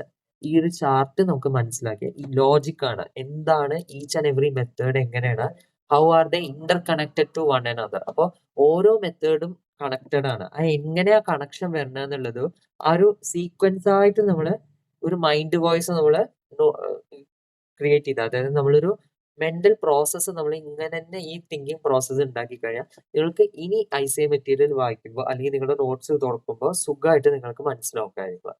ഓക്കെ, സോ നമുക്ക് ആദ്യം തന്നെ എന്ത് പോവാം, NPV മെത്തേഡ് ആണ് സർവ്വസാധാരണ ഏറ്റവും മോസ്റ്റ് പോപ്പുലർ മെത്തേഡ് ഓഫ് ഈ ഒരു ചാപ്റ്ററുടെ ഹീറോ പറയുന്നത് NPV മെത്തേഡാണ്. NPV പറഞ്ഞാൽ നമുക്ക് അറിയാം എന്താ, പ്രസന്റ് വാല്യൂ നമ്മൾ പറഞ്ഞു, ടൈം വാല്യൂ ഓഫ് മണിയിലൊക്കെ പറഞ്ഞ പ്രസന്റ് വാല്യൂ പറഞ്ഞു. അതിന്റെ പ്രസന്റ് വാല്യൂ കണ്ടുപിടിക്കുക, അതായത് നെറ്റ് ക്യാഷ് ഇൻഫ്ലോസും ക്യാഷ് ഔട്ട്ഫ്ലോസും ഇതിന്റെയൊക്കെ പ്രസന്റ് വാല്യൂ കണ്ടുപിടിക്കുക, അതിന്റെ നെറ്റ് എഫക്ട് കണ്ടുപിടിക്കുക, അതായത് പ്രോഫിറ്റ് ഓർ ലോസ് കണ്ടുപിടിക്കുന്ന പോലെ. വേറെ ഒന്നുമില്ല ഇതിൽ. ലോജിക്ക് ഞാൻ സ്റ്റെപ്പ് ബൈ സ്റ്റെപ്പ് ആയിട്ട് ഓരോന്നിന്റെ ലോജിക്ക് പറയാ, തമ്മിൽ കണക്ഷനും ഞാൻ പറയാം. ഇത്രയേ ഉള്ളൂ ഈ ലോജിക്ക്. അതായത് ക്യാഷ് ഇൻഫ്ലോസും ക്യാഷ് ഔട്ട്ഫ്ലോസും ഈ രണ്ടിന്റെയും നെറ്റ് എഫക്ട്, അത് പ്രസന്റ് വാല്യൂ കണ്ടുപിടിച്ചിട്ടുള്ള ക്യാഷ് ഇൻഫ്ലോ ക്യാഷ് ഔട്ട്ഫ്ലോ എടുക്കുക, അത് തമ്മിലുള്ള നെറ്റ് എഫക്ട്, അത് പ്രോഫിറ്റ് ആണോ ലോസ് ആണോ കണ്ടുപിടിക്കുക. അത്രയേ ഉള്ളൂ. അപ്പോൾ എന്താ സാധാരണ നമ്മൾ പ്രോഫിറ്റ് ലോസ് കണ്ടുപിടിക്കുന്ന പോലെ ആലോചിച്ചാൽ മതി. PV of net cash inflow minus net cash ഔട്ട്ഫ്ലോയുടെ PV. അപ്പൊ ക്യാഷ് ഇൻഫ്ലോ പറഞ്ഞ ഇൻകാണ്, ഔട്ട്ഫ്ലോ പറഞ്ഞ എക്സ്പെൻസ് പോലെയാണ്. അത് നമുക്കറിയാം, ക്യാഷ് ഫ്ലോ സ്റ്റേറ്റ്മെന്റിലും അങ്ങനെ തന്നെയാണ്. ഇൻഫ്ലോ പറയുമ്പോൾ നമ്മൾ ആഡ് ചെയ്യും, നമ്മൾ ഔട്ട്ഫ്ലോ പറഞ്ഞാൽ നമ്മൾ ലെസ് ചെയ്യും. അത് തന്നെയാണ് ഇവിടെ. അപ്പോൾ ഇൻകം എക്സ്പെൻസ് നമ്മൾ മൈനസ് ചെയ്യുക, അത് PV ചെയ്ത് കഴിഞ്ഞിട്ടുള്ളത്. അപ്പോൾ ഇതിനെ നമ്മൾ ഡിസിഷൻ പറയുന്നത് if NPV is greater than 0 we accept, NPV is less than 0 we reject. അങ്ങനെ നമ്മൾ പറയുന്നുണ്ട്. ഇതിന്റെ ലോജിക് എന്താ വെച്ചാൽ സിമ്പിൾ ആണ്. നമുക്കറിയാം ഈ ഒരു ഇത് ചെയ്ത cash inflow minus cash outflow പറഞ്ഞ് നമ്മൾ ചെയ്തു കഴിഞ്ഞാൽ ക്യാഷ് ഇൻഫ്ലോ കൂടുതൽ വെച്ചാൽ നമുക്ക് പ്രോഫിറ്റ് എപ്പോഴാണ് വരിക, when the income is greater than expense. അപ്പോൾ ഇൻഫ്ലോ ഗ്രേറ്റർ ദാൻ ഔട്ട്ഫ്ലോ ആണെങ്കിൽ എന്താണ്, എന്തായാലും പ്രോഫിറ്റ് ആണ്. അപ്പോൾ അക്കൗണ്ടിങ്ങിന് ആ ഒരു തന്നെ, അക്കൗണ്ടിങ്ങിന് എങ്ങനെ പ്രോഫിറ്റ് ആണെങ്കിൽ പോസിറ്റീവ് ഫിഗർ ആണ്, ലോസ് ആണെങ്കിൽ നെഗറ്റീവ് ഫിഗർ ആണ്. അത്രേ ഉള്ളൂ ഇതില്. അപ്പോൾ cash inflow minus cash outflow greater than 0 പറയുന്നത് എന്താണ്, ആ പ്രോഫിറ്റ് ആണ്. കാരണം ഇൻഫ്ലോ ഗ്രേറ്റർ ദാൻ ഔട്ട്ഫ്ലോ ആണെന്നുണ്ടെങ്കിൽ ഈ ആൻസർ എന്തായാലും ഗ്രേറ്റർ ദാൻ 0 ആവും, അത് പ്രോഫിറ്റ് ആവും. അപ്പൊ പ്രോഫിറ്റ് ആണെന്നുണ്ടെങ്കിൽ എന്ത് ചെയ്യുക, അതാണ് NPV ഗ്രേറ്റർ ദാൻ 0. ഈ ഒരു അമൗണ്ട് പോസിറ്റീവ് ഫിഗർ ആണ്, അത് പ്രോഫിറ്റ് ആണെന്ന് അർത്ഥം. അപ്പൊ നമ്മൾ അക്സെപ്റ്റ് ചെയ്യാതെ. അല്ല നീ വൈസ് വേഴ്സ ആണെങ്കിൽ എങ്ങനെയാ, ക്യാഷ് ഔട്ട്ഫ്ലോ ആണ് കൂടുതൽ വെച്ചാൽ, ഇൻഫ്ലോയേക്കാൾ കൂടുതൽ ഔട്ട്ഫ്ലോ വെച്ചാൽ നമ്മൾ ഈ ഒരു ഇക്വേഷനിൽ ഇട്ട് കൊടുത്താൽ ആ ഒരു മൈനസിന്റെ വാല്യൂ ആണ് കൂടുതൽ. അപ്പൊ നമുക്ക് നെഗറ്റീവ് ഫിഗർ ആണ് കിട്ടുക. അക്കൗണ്ടിങ്ങിലൊക്കെ നമ്മൾ എന്താ ചെയ്യുക, നെഗറ്റീവ് ആണെങ്കിൽ ലോസ് എന്നല്ലേ പറയുക. അതാണ് ഇവിടെ പറയുന്നത്. ആ ഒരു NPV പറയുന്ന റിസൾട്ട് നെഗറ്റീവ് ആണ്, ലോസ് ആണ് എന്ന് അർത്ഥം. അപ്പൊ എന്താ ചെയ്യുക, പ്രോഫിറ്റ് ആണെങ്കിൽ പ്രോഫിറ്റ് ആണെങ്കിൽ അക്സെപ്റ്റ് ചെയ്യുക, ലോസ് ആണെങ്കിൽ റിജക്ട് ചെയ്യുക. അത്ര മാത്രമേ ഉള്ളൂ ഈ ഒരു കൺസെപ്റ്റ് പറയാം. NPV ക്ലിയർ ആയില്ലേ? ഇനി പ്രോഫിറ്റബിലിറ്റി ഇൻഡെക്സ് മെത്തേഡ് ആണ് നമുക്ക് പറയാൻ പോണത്. അത് വളരെ സിമ്പിൾ ആണ്. ഈ NPV തന്നെയാണത്. നമ്മൾ NPV പറഞ്ഞ വെർട്ടിക്കൽ ആയിട്ട് നമ്മൾ ഇക്വേഷൻ രൂപത്തിൽ എഴുതണം. പ്രോഫിറ്റബിലിറ്റി ഇൻഡെക്സ് മെത്തേഡ് പറഞ്ഞ ഫ്രാക്ഷൻ ഫോർമാറ്റിൽ എഴുതുക, അത്ര മാത്രമേ ഉള്ളൂ. അതായത് അതൊരു പ്രൊപ്പോർഷൻ പോലെ എഴുതണമെന്നേ ഉള്ളൂ. ഈ സെയിം കാര്യം ഇൻഫ്ലോ മൈനസ് ഔട്ട്ഫ്ലോ എന്ന് പകരം ഇൻഫ്ലോ ബൈ ഔട്ട്ഫ്ലോ, അത്ര മാത്രമേ ഉള്ളൂ. അത് സെയിം കാര്യങ്ങൾ തന്നെ. അപ്പൊ ഇവിടെ എന്താ logic? Net cash inflow P V of net cash inflow divided by net cash ഔട്ട്ഫ്ലോയുടെ പി വി. അതിലെന്താ ഡിസിഷൻ പറയുന്നത്? If the P I is greater than 1 we accept, less than 1 we reject ആണ്. ഇതിലെ ലോജിക് എന്താ? Simple ആണ്. നമ്മൾ ആദ്യത്തെ തന്നെയാണ് ഈ പ്രോഫിറ്റ്, അതായത് അക്സെപ്റ്റ് ചെയ്യാൻ പറഞ്ഞ പ്രോഫിറ്റ് ഉള്ളപ്പോ, റിജക്ട് ചെയ്യാൻ പറഞ്ഞ ലോസ് ഉള്ളപ്പോ. പ്രോഫിറ്റ് ഉള്ളപ്പോ എന്താ? ഇൻകം ഈസ് ഗ്രേറ്റർ ദാൻ അതായത് inflow is greater than outflow. അപ്പോൾ ഈ ഇതില് ഇൻഫ്ലോ ഗ്രേറ്റർ ദാൻ ഔട്ട്ഫ്ലോ ആണെന്നുണ്ടെങ്കിൽ മുകളിലത്തെ ന്യൂമറേറ്റർ ഡിനോമിനേറ്ററിന്റെ ന്യൂമറേറ്റർ വലുതാവും ആണ്, ന്യൂമറേറ്റർ ഹയർ എമൗണ്ട് ആവും. അപ്പൊ എന്താ? സ്വാഭാവികമായിട്ട് നമ്മൾ കാൽക്കുലേറ്ററിൽ കൊടുക്കുമ്പോൾ ഗ്രേറ്റർ ദാൻ 1 വരുള്ളൂ. മുകളിലത്തെ നമ്പർ വലുത് വെച്ചാൽ 1 പോയിന്റ് സംതിങ് തന്നെ വരുള്ളൂ, 1ന്റെ മുകളിൽ തന്നെ വരുള്ളൂ. അപ്പൊ എന്താ? അതേ ഉള്ളൂ. പ്രോഫിറ്റ് ആയതുകൊണ്ട് ഇൻകം കൂടുതലായതുകൊണ്ട് ന്യൂമറേറ്റർ വലുതാണ്. അപ്പൊ എന്താ? ഗ്രേറ്റർ ദാൻ 1 ആവും ഈ ഒരു റേഷ്യോ പറയണം. അപ്പൊ P greater than 1 V accept. Vice versa എന്താണ്? ഔട്ട്ഫ്ലോ ആണ് കൂടുതൽ വെച്ചാൽ എന്താണ്? ഔട്ട്ഫ്ലോ പറഞ്ഞ അടിയിൽ ഡിനോമിനേറ്റർ കൂടുതൽ. അപ്പൊ എന്താ? ന്യൂമറേറ്ററിനേക്കാൾ കൂടുതൽ ഡിനോമിനേറ്റർ വെച്ചാൽ നമ്മള് ആൻസർ അടിക്കുമ്പോൾ എപ്പോഴും പോയിന്റ് സംതിങ് വരും. 1 ഒരിക്കലും ആവില്ല. 1 പറയുന്ന 2 ഈക്വൽ ആണെങ്കിലാണ് 1 വരിക. അപ്പൊ ഔട്ട്ഫ്ലോ കൂടുതൽ വെച്ചാൽ അത് പോയിന്റ് സംതിങ് വരും. അതിന്റെ ഇവര് പറഞ്ഞ പി ഐ ലെസ് ദാൻ 1 ആണെന്നുണ്ടെങ്കിൽ ലോസ് ആണെങ്കിൽ ഔട്ട്ഫ്ലോ കൂടുതലാണ്, അപ്പൊ അടിയിൽ വരും കൂടുതലായിട്ട്, അപ്പൊ പോയിന്റ് വരും. അപ്പൊ ലെസ് ദാൻ 1, അപ്പൊ നമ്മൾ റിജക്ട് ചെയ്യും. ഇത്ര മാത്രമേ ഉള്ളൂ പി ഐ മെത്തേഡ് പറഞ്ഞത്. അപ്പൊ എൻ പി വി മനസ്സിലായി, പി ഐയും മനസ്സിലായി. ഇനി നമുക്ക് നെക്സ്റ്റ് പറഞ്ഞ IRR മെത്തേഡ് ആണ്. IRR മെത്തേഡ് ഒരുപാട് ഇമ്പോർട്ടന്റ് ആയതാണ്. ഇതേപോലെ നമുക്ക് കുറച്ച് പണിയുള്ള കാര്യങ്ങൾ, വലിയൊരു ഫോർമുലയും കാര്യങ്ങളൊക്കെ ഉള്ളതാണ്. അതിൽ ലോജിക്ക് നമുക്ക് കിട്ടില്ല, അങ്ങനെ നമ്മൾ ചെയ്തു പോകും. അപ്പൊ ആ ഒരു കാര്യം ഈ NPV-യുടെ അതേ ലോജിക്ക് തന്നെ IRR-ലുണ്ട്. ഈ ഒരു രീതിയിൽ നമ്മൾ ചിന്തിച്ചു പോയാൽ നമുക്ക് സുഖമായിട്ട് എല്ലാ മെത്തേഡ്സും ഡിഫറൻഷിയേറ്റ് ചെയ്ത് പഠിക്കാൻ പറ്റും. ഓക്കെ, സോ NPV മെത്തേഡ് നമ്മളെന്താ, സോറി എനിക്കൊരു ചെറിയ കോൾഡ് ഉണ്ട്, അതുകൊണ്ടാണ്. അപ്പോൾ NPV മെത്തേഡിന്റെ ബ്രേക്ക് ഈവൻ പോയിന്റ് കണ്ടുപിടിക്കുന്ന ഒരു ഇതാണ് IRR. അത്രയേ ഉള്ളൂ. അതായത് finding the break even point in NPV. നമ്മൾ ബ്രേക്ക് ഈവൻ പോയിന്റ് നമ്മൾ പഠിച്ചിട്ടുണ്ടാവും. ഏതിന്? മാർജിനൽ കോസ്റ്റിംഗിലാണ് നമ്മൾ പഠിക്കുക ബ്രേക്ക് ഈവൻ പോയിന്റ് എന്ന് പറയുന്നത്. അതിലെന്താ? നമ്മള് ബ്രേക്ക് ഈവൻ പോയിന്റ് എന്ന് പറയുമ്പോൾ നമുക്ക് no profit no loss point ആണ്. നമുക്ക് ഒരു ലാഭവും ഇല്ല നഷ്ടവും ഇല്ല, ഇക്വിലിബ്രിയത്തിൽ ഇരിക്കുന്ന പോയിന്റ്. അതായത് എക്കണോമിക്സിലൊക്കെ നമ്മൾ പഠിച്ചിട്ടുണ്ടാവും. മാർക്കറ്റ് ഇക്വിലിബ്രിയം പറയുന്നത് ഡിമാൻഡും സപ്ലൈയും ഒക്കെ നമ്മൾ കൂട്ടിമുട്ടുമ്പോൾ ഇക്വിലിബ്രിയം എവിടെ വരുന്നത്? അവിടെ രണ്ടും ഇല്ല, അതായത് പ്രോഫിറ്റും ഇല്ല ലോസും ഇല്ല. അപ്പോൾ ആ ഒരു ഇതാണ് ബ്രേക്ക് ഈവൻ പോയിന്റ് എന്ന് പറയുന്നത്. ആ ബ്രേക്ക് ഈവൻ പോയിന്റ് കണ്ടുപിടിക്കുന്നതാണ് IRR. അത്രയേ ഉള്ളൂ. അത് നമ്മളിപ്പോ മാർജിനൽ കോസ്റ്റിംഗിൽ എങ്ങനെ പഠിക്കുക? അതായത് നിങ്ങൾ പഠിച്ചിട്ടുണ്ടാവും. അതായത് ഇത്ര സെയിൽസ്, അതായത് പ്രോഫിറ്റ് ഇല്ല ലോസ് ഇല്ല, ബ്രേക്ക് ഈവൻ പോയിന്റ് എത്തണ സെയിൽ എത്രയെന്ന് നമ്മൾ നോക്കും. എത്രയാണ് നമ്മൾ സെൽ ചെയ്യേണ്ടത് so as to arrive break even point? പ്രോഫിറ്റും ഇല്ല ലോസും ഇല്ലാത്ത ഒരു പോയിന്റ് വരാൻ എത്ര നമ്മൾ സെൽ ചെയ്യണം, അല്ലെങ്കിൽ എത്ര യൂണിറ്റ്സ് നമ്മൾ സെൽ ചെയ്യണം? ആ ഒരു ഫോർമുലയും കാര്യങ്ങളൊക്കെ നമ്മൾ പഠിക്കുന്നുണ്ട്. അതേപോലെ തന്നെയാണ് ഇവിടെ നമ്മൾ ഡിസ്കൗണ്ടിങ് റേറ്റിന്റെ പോയിന്റ് ഓഫ് വ്യൂ എന്നാണ് നമ്മൾ പറയുന്നത്. അപ്പൊ എന്താ? ഏത് ഡിസ്കൗണ്ട് റേറ്റിൽ എത്തിയാലാണ് NPV 0 ആവുക? അതായത് net cash inflow cash outflow equal ആവണ ആ ഒരു പോയിന്റ്, NPV 0 ആവണ ആ ഒരു പോയിന്റ് വരാൻ ഏത് ഡിസ്കൗണ്ട് റേറ്റിലാണ് NPV 0 ആവുക? അതാണ് നമ്മൾ കണ്ടുപിടിക്കുന്നത്. അപ്പൊ അതാണ് ഞാൻ പറഞ്ഞ NPV-യുടെ ബ്രേക്ക് ഈവൻ പോയിന്റ് കണ്ടുപിടിക്കുന്നതിന് എന്ത് IRR മെത്തേഡ് എന്ന് പറയുന്നത്. സിമ്പിൾ ആണ്. അപ്പൊ അതിൽ കുറെ സ്റ്റെപ്സ് ഉണ്ട്. നിങ്ങൾക്ക് ഇതൊക്കെ ചെയ്ത് പഠിച്ചിട്ടുണ്ടാവും. ഒരുപാട് MTP RTP ക്വസ്റ്റ്യൻസ് കുറെ നിങ്ങൾ ചെയ്തിട്ടുണ്ടാവും. അപ്പൊ അത് ജസ്റ്റ് ഒന്ന് നമ്മൾ ലോജിക്കിലാണ് നമ്മൾ പറയണത്. നമ്മൾ പ്രോബ്ലംസ് അധികം ഫോക്കസ് ചെയ്യുന്നില്ല ഈ സെഷനിൽ. അപ്പൊ ഫസ്റ്റ് പറയുന്നത് conduct trial and error method within 2 rates. അപ്പോൾ പോസിറ്റീവും ഉണ്ട് നെഗറ്റീവും ഉണ്ട്. അത് നമ്മൾ അറിയാം, നമ്മൾ ചെയ്തിട്ടുണ്ട്. പോസിറ്റീവ് കണ്ടുപിടിക്കണം നെഗറ്റീവ് കണ്ടുപിടിക്കണം പറഞ്ഞിട്ട് നമ്മൾ ചെയ്തിട്ടുണ്ട്. അതിന്റെ ലോജിക് എന്താ വെച്ചാൽ നമുക്കറിയാം നമുക്ക് ഏത് പോയിന്റാ വേണ്ടത്. നമുക്ക് we should get such A discount rate. നമുക്ക് ഇങ്ങനത്തെ ഒരു ഡിസ്കൗണ്ട് റേറ്റ് നമുക്ക് കിട്ടണം. അറ്റ് വിച്ച് എന്താ NPV 0 ആവണ ഡിസ്കൗണ്ട് റേറ്റ് കിട്ടണം. അപ്പൊ NPV 0 ആണ്. അപ്പൊ ഇത് 0 പോയിന്റ് ആണിത്. അപ്പൊ ഈ നമുക്ക് ഇത് കിട്ടണമെങ്കിൽ നമുക്കൊരു ഒരു ഭാഗം വേണം. അതായത് ഇതിന്റെ ഇപ്പുറം ഒരു പോയിന്റ് വേണം, അപ്പുറം ഒരു പോയിന്റ് വേണം. അതായത് NPV 0 ആണ്, 0യുടെ അപ്പുറം ഒരു പോയിന്റ് വേണം. അപ്പൊ 0യുടെ രണ്ട് സൈഡ് പറഞ്ഞത്, 0യുടെ ഒരു സൈഡ് മുമ്പിലത്തെ സൈഡ് പറഞ്ഞ പോസിറ്റീവും പിന്നിലത്തെ സൈഡ് നെഗറ്റീവ് ആണ്.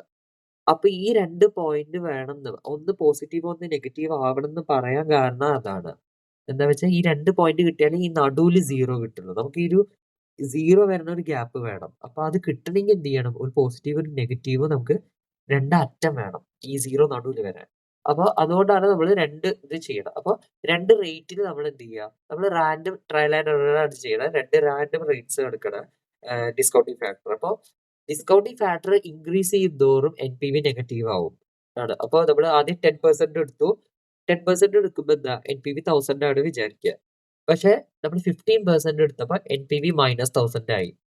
ഓക്കെ, 1000 ഇവിടെ NPV 10% ആവുമ്പോൾ 1000, NPV 15% ആവുമ്പോൾ -1000. അപ്പൊ എന്താ ഡിസ്കൗണ്ട് ഫാക്ടർ കയറുന്തോറും എന്താണ് 10ന്ന് 15 ആയപ്പോഴേക്കും ഈ പോസിറ്റീവ് നെഗറ്റീവ് ആയി. അതായത് NPV ഇറങ്ങിയാ വരിക, ഡിസ്കൗണ്ട് ഫാക്ടർ കൂടുന്തോറും. അപ്പൊ നമുക്ക് ഈ ബ്രേക്ക് ഈവൻ പോയിന്റ് എന്ന് പറയുമ്പോൾ എന്താ, ഈ നമുക്കറിയാം 1000ഉം -1000ഉം കിട്ടി. അപ്പൊ ഈ സംവെയർ ബിറ്റ്വീൻ ആണ് നമുക്ക് എന്ത് 0 പോയിന്റ് കിട്ടുന്നത്. കാരണം 1000ന്ന് ഇറങ്ങി 0 ആയിട്ടാണ് പിന്നെ -1000 ആവണം. അപ്പൊ നടുവിലാണ് എന്ത് വരുന്നത്? 0 പോയിന്റ് വരുന്നത്. അപ്പൊ ഈ 0 പോയിന്റ് കിട്ടണമെങ്കിൽ നമുക്കറിയാം 10ന്ന് 15 ആണ്. അതായത് 10 ആയപ്പോ പോസിറ്റീവ് ആയി, പക്ഷെ 15 ആയപ്പോഴേക്കും നെഗറ്റീവ് ആയി. അപ്പൊ എന്താ, ഇത് 0 പോയിന്റ് വരുന്ന ആ റേറ്റ് പറയുന്നത് 10ന്റെയും 15ന്റെ ഇടയിലാണ്. അപ്പൊ ആ ഒരു ഇട കണ്ടുപിടിക്കാനാണ് ഈ ഒരു ഇന്റർപോളേഷൻ ഫോർമുല പറഞ്ഞിട്ട് നമ്മൾ ചെയ്യണം. അപ്പൊ 10 ആണ് ആദ്യത്തെ പോയിന്റ്, അതാണ് L ആദ്യം കൊടുത്തത്. 10 ആദ്യത്തെ പോയിന്റ്. പിന്നെന്താ 10ന്ന് 0ലേക്ക് പോണ എന്താ 10ന്ന് 0ലേക്ക് പോവാ എത്രയാണ് NPV L. പിന്നെ അടിയില് എന്താണ് ആ രണ്ടിന്റെയും ആ ഒരു ഗ്യാപ്പാണ് ഇവിടെ NPV L minus NPV H എന്ന് പറയുമ്പോൾ അത് രണ്ടും കൂടും. കാരണം ഈ NPV H നെഗറ്റീവ് ആണ്. അപ്പൊ മൈനസ് ഈ നെഗറ്റീവ് NPV പറഞ്ഞാൽ പ്ലസ് ആവും. അപ്പൊ ഈ രണ്ടും കൂടി എന്താവും, അടിയിൽ പ്ലസ് ചെയ്ത് അടിയിലത്തെ അമൗണ്ട് കിട്ടും. ആ ഒരു formula into H minus. Okay, അപ്പോ അതാണ് ഞാൻ ഈ ലോജിക് മാത്രമാണ് പറയുന്നത്. നമ്മൾ പ്രോബ്ലം ചെയ്തില്ല. കാരണം ഇത് നിങ്ങൾ ഒരുപാട് ചെയ്തിട്ടുണ്ടാവും. നമുക്ക് എത്രയും കൺസൈസ് ആയിട്ട് ഈ റിവിഷൻ ഇടാൻ പറ്റുമോ അത്രയും കൺസൈസ് ആക്കാൻ വെച്ചിട്ട് ഞാൻ പ്രോബ്ലംസ് എനിക്ക് പോവാത്തതാണ്. നിങ്ങൾ റിക്വസ്റ്റ് ചെയ്യുകയാണെന്നുണ്ടെങ്കിൽ നമുക്ക് പ്രോബ്ലം സോൾവിങ് സെഷൻസും കാര്യങ്ങളൊക്കെ നമുക്ക് അപ്ലോഡ് ചെയ്യാം. ഓക്കെ, സോ എന്താണ് IRR പറയണത് എങ്ങനെയാണ്, ആ ഫോർമുലയുടെ ലോജിക് എന്താണെന്നുള്ളതാണ് ഞാൻ പറഞ്ഞത്. ഇനി നെക്സ്റ്റ് പറയുന്നത് MIRR ആണ്. നമുക്ക് ലാസ്റ്റ് ഒരു മെത്തേഡ് ഉള്ളത് MIRR പറയുന്നതാണ്. അപ്പൊ IRRഉം MIRRഉം തമ്മിൽ ഭയങ്കര സിമിലാരിറ്റി. നമുക്ക് അങ്ങനെ ഒരു ക്ലാരിറ്റി ഇല്ലാന്നുണ്ടെങ്കിൽ നമുക്ക് ക്വസ്റ്റ്യൻ കാണുമ്പോൾ തന്നെ ഏത് മെത്തേഡാണെന്നൊന്നും അറിയില്ല. MIRR കണ്ടിട്ട് IRR ആണെന്ന് വിചാരിക്കും. അങ്ങനെയൊക്കെ അത്രയും കൺഫ്യൂസിംഗ് ആണ്. അപ്പൊ അതിന്റെ എന്താ വെച്ചാൽ അത് സിമ്പിൾ ആയ ലോജിക്കാണ്. IRR തന്നെ നമുക്ക് ഒന്നും കൂടി ഒരു ചെറിയ ഡൈവേർഷൻ ചെയ്യണമെന്നേ ഉള്ളൂ. IRR തന്നെയാണ് സംഭവം. അതിനെന്താ വെച്ചാൽ IRRൽ നമ്മൾ ചെയ്യണമെന്ന് വെച്ചാൽ ജസ്റ്റ് നമ്മളെന്താ ക്യാഷ് ഫ്ലോസ് ഒക്കെ എന്താ അതിലൊരു അസംഷൻ എന്താ വെച്ചാൽ ക്യാഷ് ഫ്ലോസ് ഓരോ വർഷം നമ്മൾ എഴുതുന്നുണ്ട്. ആ ക്യാഷ് ഫ്ലോസ് അതാത് വർഷത്തിലേ നമ്മൾ ഡിസ്കൗണ്ട് ചെയ്യുള്ളൂ. അപ്പോൾ അതിൽ നമ്മൾ എന്താ PV ഫാക്ടർ നമ്മൾ അതാത് വർഷത്തിൽ എഴുതുന്നതേ ഉള്ളൂ. പക്ഷെ MIRR modified internal rate of return, അതായത് IRRനെ മോഡിഫൈ ചെയ്യുക ചെയ്ത ടെർമിനൽ വാല്യൂ മെത്തേഡ് എന്ന് ഇതിന് പേരുണ്ട് കേട്ടോ. ഇത് MRRന്റെ വേറെ പേരാണ് ടെർമിനൽ വാല്യൂ മെത്തേഡ്. അപ്പോൾ മോഡിഫൈ ചെയ്യാന്നുള്ളത് എങ്ങനെ മോഡിഫൈ ചെയ്തപ്പോ ആദ്യം വിചാരിച്ച അതാത് വർഷത്തെ ഡിസ്കൗണ്ട് ചെയ്താൽ മതി. പക്ഷെ പിന്നെ ആലോചിച്ചു ഈ അതാത് വർഷത്തെ ഒരു ക്യാഷ് ഫ്ലോ, ഒരു വർഷം കിട്ടിയ ക്യാഷ് ഫ്ലോ ആ ഒരു വർഷം മാത്രമേ യൂസ്ഫുൾ ആവുള്ളൂ. ആ ഒരു വർഷം മാത്രമേ നമ്മൾ കൺസിഡർ ചെയ്യുന്നുള്ളൂ in the case of IRR. പിന്നെ MIRRൽ ആലോചിച്ചു നമുക്ക് എന്താ ഈ ഒരു വർഷം കിട്ടി ക്യാഷ് ഫ്ലോ, അതായത് ഇപ്പൊ 5 ഇയേഴ്സിന്റെ പ്രൊജക്റ്റ് ആണ്. ആദ്യത്തെ വർഷം ഒരു ക്യാഷ് ഫ്ലോ കിട്ടി. ആദ്യത്തെ വർഷം മാത്രം അതിന്റെ ബെനിഫിറ്റ് ആക്കാതെ ലാസ്റ്റ് പീരീഡ് വരെ നമുക്ക് ആ ബെനിഫിറ്റ് അവെയിൽ ചെയ്തൂടെ? എങ്ങനെ? അതിൽ ഇൻവെസ്റ്റ് ചെയ്തിട്ട് റീഇൻവെസ്റ്റ് ചെയ്യാലോ. അതായത് ഈ ഫസ്റ്റ് ഇയർ എനിക്ക് ക്യാഷ് ഫ്ലോ കിട്ടി, അത് 4 മോർ ഇയേഴ്സ് നമുക്ക് എന്ത് ചെയ്യാം, റീഇൻവെസ്റ്റ്. അത് ഈ പ്രൊജക്ട് കഴിയണ വരെ എന്ത് ചെയ്യാം, നമുക്ക് കിട്ടണ ക്യാഷ് ഫ്ലോസ് പ്രൊജക്ട് കഴിയണ വരെ നമുക്ക് റീഇൻവെസ്റ്റ് ചെയ്യാം till the end of the project. അപ്പൊ അതിൽ കൂടുതൽ റിട്ടേൺ കിട്ടും എന്നുള്ളൊരു എക്സ്പെക്ടേഷനിൽ പുതിയതായിട്ട് ഇംപ്രൂവൈസ് ചെയ്ത മെത്തേഡാണ്. കാരണം നമുക്ക് ഒന്നുകൂടി ഇൻഫ്ലോ കൂട്ടാൻ വേണ്ടി. അപ്പൊ ഈ ഓരോ വർഷം നമുക്ക് എന്ത് ചെയ്യാം, അത് റീഇൻവെസ്റ്റ് ചെയ്യുക ടിൽ ദ ലാസ്റ്റ് പീരീഡ്. അപ്പൊ നമുക്ക് അതിന്റെ ചെറിയൊരു പാരഗ്രാഫ് ഇതിൽ കൊടുത്തിട്ടുണ്ട്.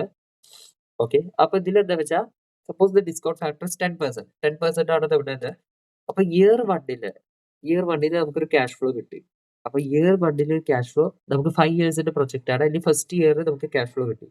ഈ ഫസ്റ്റ് ഇയറിലുള്ള ക്യാഷ് ഫ്ലോ നമുക്ക് 5 ഇയേഴ്സിന്റെ പ്രൊജക്റ്റിൽ ആദ്യത്തെ വർഷം പറയാം. ഇനി നമുക്ക് പ്രൊജക്ട് കഴിയുന്ന 4 വർഷം കൂടിയുണ്ട്. അപ്പൊ ഈ MIRR പ്രകാരം എന്താ വെച്ചാൽ ഈ കിട്ടിയത് 4 വർഷം കൂടി നമുക്ക് ഇൻവെസ്റ്റ് ചെയ്യാം. അതിലും അത്രയും നമുക്ക് റിട്ടേൺ കിട്ടും. അപ്പൊ ഈ Y1ത്തെ ഇത് ഇൻവെസ്റ്റഡ് ഫോർ 4 മോർ ഇയേഴ്സ്. അപ്പൊ നമ്മൾ അവിടെ ചെയ്യണം എന്താ വെച്ചാൽ പ്രസന്റ് വാല്യൂ ഫാക്ടർ അല്ല, ജസ്റ്റ് പ്രസന്റ് വാല്യൂ കണ്ടുപിടിക്കുന്ന പ്രസന്റ് വാല്യൂ ആനുവിറ്റി ഫാക്ടർ ആണ്. അത് ക്യുമുലേറ്റീവ് ആയിട്ട് പ്രസന്റ് വാല്യൂ കണ്ടുപിടിക്കുകയാണ് ഫോർ 4 more years. നമ്മൾ പ്രസന്റ് വാല്യൂ ആനുവിറ്റി ഫാക്ടർ ആണ് നമ്മളിവിടെ ചെയ്യണം. അപ്പൊ എന്താ ഇവിടെ ക്യാഷ് ഫ്ലോ ഇൻറ്റു 1.1, നമ്മൾ 10% ആണ്, 1.1 റേസ് ടു 4. അപ്പൊ ഈ ഇയർ 1ത്തെ ക്യാഷ് ഫ്ലോനെ നമ്മൾ എന്തുകൊണ്ട് മൾട്ടിപ്ലൈ ചെയ്യണം? ഇവിടെ ഫാക്ടർ മൾട്ടിപ്ലൈ ചെയ്യണം എന്താ വെച്ചാൽ 1.1നെ 4 more years കോമ്പൗണ്ട് ചെയ്യണം, അതാണ് റേസ് ടു 4. അപ്പൊ 4 വർഷം കൂടി, ആദ്യത്തെ വർഷത്തിന് 5ാമത്തെ വർഷത്തേക്ക് ഇനി 4 years ഉണ്ട്, അത് കോമ്പൗണ്ട് ചെയ്യാൻ വേണ്ടി 1.1 റേസ് ടു 4. സിമിലർലി ഇയർ 2ലാണെങ്കിൽ നമുക്ക് പിന്നെ ഇയർ 2 കിട്ടി. ഇയർ 2 എന്താ, പിന്നെ നമുക്ക് പ്രൊജക്ട് കഴിയുന്ന വരെ വെക്കണം. അത് 3 more years എന്ത് ചെയ്യുക, ഈ ഇയർ 2 ഇടുക. അപ്പൊ സി എഫ് ഇൻറ്റു എന്താണ്, ആ ഇയർ 2ത്തെ C F into 1.1 raise to 3, കാരണം 3 more years അത് കോമ്പൗണ്ട് ചെയ്യുക. സിമിലർലി ഇയർ 3 ആണെങ്കിൽ അത് 2 more years നമുക്ക് ഇടാം. ഇയർ 4ലാണെങ്കിൽ നമുക്ക് 1 വർഷം കൂടി ഇടാം, 5 years വരെ അല്ലേ. ഇനി ഇയർ 5ല് നമുക്ക് കിട്ടും ക്യാഷ് ഫ്ലോ. ഇയർ 5ലാണ് കിട്ടുക പറഞ്ഞാൽ ലാസ്റ്റ് പീരീഡിൽ നമുക്ക് കിട്ടുന്നത്. അത് അപ്പൊ എന്താണ്, ഇയർ 5 പറഞ്ഞാൽ ഇനി ഒന്നുമില്ല, ഇൻവെസ്റ്റഡ് ഫോർ 0 more years എന്ന് പറയുന്നത്. കാരണം ഇനി നമുക്ക് ഇൻവെസ്റ്റ് ചെയ്യാനില്ല, കാരണം കഴിഞ്ഞു. അതായത് ആ വർഷന്റെ ഇട്ടു, ആ വർഷന്റെ അത് കഴിഞ്ഞു. അപ്പൊ നമുക്ക് ശരിക്കും അതിൽ ഇനി അക്യുമുലേറ്റ് ചെയ്യാൻ പറ്റുമോ? ഇല്ല. കോമ്പൗണ്ട് ചെയ്യാൻ നമുക്ക് ഇനി അതിൽ പറ്റില്ല, കാരണം ആ വർഷന്റെ ബിഗിനിങ് അല്ല ഇടല്ല, ആ വർഷം നമുക്ക് ഇൻഫ്ലോ കിട്ടിയിട്ട് ഇനി റീഇൻവെസ്റ്റ് ചെയ്യാനില്ല, അപ്പൊ തന്നെ ക്ലോസ് ചെയ്യുക, സീസ് ചെയ്യാണ് നമ്മൾ പ്രോജക്റ്റ്. അപ്പൊ എന്താ, നമ്മൾ ഇനി റീഇൻവെസ്റ്റ്മെന്റ് അവിടെ ഇല്ല. അതുകൊണ്ട് അതേ വാല്യൂ നമ്മൾ എടുക്കുകയാണ്. അതിൽ നമ്മൾ ഒന്ന് മൾട്ടിപ്ലൈ ചെയ്യാനില്ല, അത് ആസ് ഇറ്റ് ഈസ് ആ ഇയർ 5ന്റെ സി എഫ് എടുക്കുക. അതിന്റെ ലോജിക്കും എന്താ പറയാ, അപ്പൊ എന്താ, നമുക്ക് 0 more years ഇൻവെസ്റ്റ് ചെയ്യണം. അപ്പൊ C F into 1.1 raise to 0. അപ്പൊ 0 ആണ്, 1.1 റേസ് ടു 0, കാരണം ഇനി 0 more years അക്യുമുലേറ്റ് ചെയ്യണം. അപ്പൊ 1.1 റേസ് ടു 0 പറഞ്ഞാൽ any number raise to 0 is 1. നമ്മളിത് ബേസിക് മാത്തമാറ്റിക്സ് സ്കൂളിലൊക്കെ പഠിച്ചിട്ടുണ്ട്. പിന്നെ സി എ ഫൗണ്ടേഷനിലും മാത്തമാറ്റിക്സ് ഒക്കെ ഉണ്ടായിരുന്നു. അപ്പൊ അതിലും ഇത് ഉണ്ടായിരുന്നു, എക്സ്പോണൻസും കാര്യങ്ങളിലും. Any number a raise to 0 പറഞ്ഞിട്ട് 1 ആണ്. അപ്പൊ സി എഫിന് ഇൻറ്റു 1.1 റേസ് ടു 0 പറഞ്ഞാൽ സി എഫ് ഇൻറ്റു 1 ആണ്, അത് സി എഫ്. അതാണ് ഞാൻ പറഞ്ഞ എന്താ അതിന്റെ ലോജിക്ക് ഇതാണ്. കാരണം ആ ഒരു വർഷം ഇട്ടു, ആ ഒരു വർഷം കിട്ടി, ഇൻഫ്ലോ കിട്ടി, പക്ഷെ ആ വർഷന്റെ ക്ലോസ് ചെയ്യാൻ വേണ്ടിയിട്ട് നമുക്ക് റീഇൻവെസ്റ്റ് ചെയ്യാൻ പറ്റില്ല. അപ്പൊ അതിന്റെ ക്യാഷ് ഫ്ലോ ആയിട്ട് എടുക്കുക. Okay, so thus we have completed the entire chapter. നമ്മൾ മുഴുവൻ ഇൻവെസ്റ്റ്മെന്റ് ഡിസിഷൻസ് വിത്തിൻ 1 hour നമ്മൾ എന്ത് ചെയ്തു, നമ്മൾ എല്ലാ പ്രധാനപ്പെട്ട എക്സാം റെലവെന്റ് ആയ ടോപ്പിക്സ്, നിങ്ങൾ പഠിച്ച ടോപ്പിക്സ് എങ്ങനെയൊക്കെ കറക്റ്റ് ആയിട്ട് നമുക്ക് ഇന്റർലിങ്ക് ആയിട്ട് പറയാതുള്ളത് നമ്മൾ 1 hourന്റെ ഉള്ളിൽ നമ്മൾ തീർത്തു. അപ്പോൾ I hope this revision is beneficial for you. നിങ്ങൾക്ക് മനസ്സിലായി വിചാരിക്കുന്നു. അപ്പോൾ ഈ നോട്ട്സ് ഞാൻ വാട്സപ്പ് ഗ്രൂപ്പിൽ, നമ്മുടെ അക്കാഡമി വാട്സപ്പ് ഗ്രൂപ്പിൽ ഇട്ടിട്ടുണ്ട്. അപ്പൊ ഇതാണ് നമ്മുടെ ചാപ്റ്റർ. അപ്പൊ ഇൻവെസ്റ്റ്മെന്റ് ഡിസിഷൻസിൽ ഇതാണ്. അപ്പൊ ഈ ഒരു നോട്ട്സ് പോലെ ഈ ഒരു ലോജിക്ക്, പ്രത്യേകിച്ച് ഈ ലാസ്റ്റ്, അതായത് ഈ NPV PI ഒക്കെ ഇത് തമ്മിൽ എങ്ങനെ ഡിഫറൻഷിയേറ്റ് ചെയ്യാന്നുള്ളത് ഈ ഒരു സീക്വൻസിൽ നമ്മൾ തോട്ട് പ്രോസസ്സ് പോയാൽ സുഖമായിട്ട് എന്ത് ചെയ്യുക കിട്ടും. So that's about this chapter. നിങ്ങൾക്ക് ഇഷ്ടമായി വിചാരിക്കുന്നു, നിങ്ങൾക്ക് മനസ്സിലായി വിചാരിക്കുന്നു. അപ്പൊ ഞാൻ ആദ്യമായിട്ട് എടുക്കുന്ന ക്ലാസ് ആണത്, യൂട്യൂബിൽ ഞാൻ ആദ്യമായിട്ടാണ് എടുക്കണം. അപ്പോ ഇനി നിങ്ങൾക്ക് ക്ലാസ്സുകൾ വേണമെന്നുണ്ടെങ്കിൽ പ്ലീസ് സബ്സ്ക്രൈബ് അവർ ചാനൽ. നമ്മുടെ വാട്സപ്പ് അക്കാഡമി ഉണ്ട്, നമ്മുടെ അക്കാഡമിയിൽ വാട്സപ്പ് ഗ്രൂപ്പ് ഉണ്ട്, എൻ്റെ കോൺടാക്ട് നമ്പർ ഉണ്ട്, ഞാനത് ഡിസ്ക്രിപ്ഷനിൽ ഷെയർ ചെയ്യാം. അപ്പൊ അതിലുണ്ടെങ്കിൽ യു ക്യാൻ എൻക്വയർ. പിന്നെ നമ്മുടെ ഇൻസ്റ്റാഗ്രാം ഹാൻഡിലും ഉണ്ട്, അതിലെന്ത് ചെയ്യാം, നിങ്ങൾക്ക് DM ചെയ്യാം. നിങ്ങൾക്ക് ഇതേപോലെ ഇതുണ്ട്, ഇമെയിലും കാര്യങ്ങളൊക്കെ ഉണ്ട്. അപ്പൊ നിങ്ങൾക്ക് കോൺടാക്ട് ചെയ്യാനുള്ള ഡീറ്റെയിൽസ് ഒക്കെ ഞാൻ എന്ത് ചെയ്യാം, ഡിസ്ക്രിപ്ഷനിൽ കൊടുക്കാം. അത് നിങ്ങൾ if you are interested four further classes, നമ്മളിത് ഒരു ഡെമോ ലെക്ചറാണ് ഇതിലുള്ളത്. ഓക്കെ, ഇനിയും ക്ലാസ്സസ് വേണമെന്നുണ്ടെങ്കിൽ you can enquire us. So thank you all, have a nice day.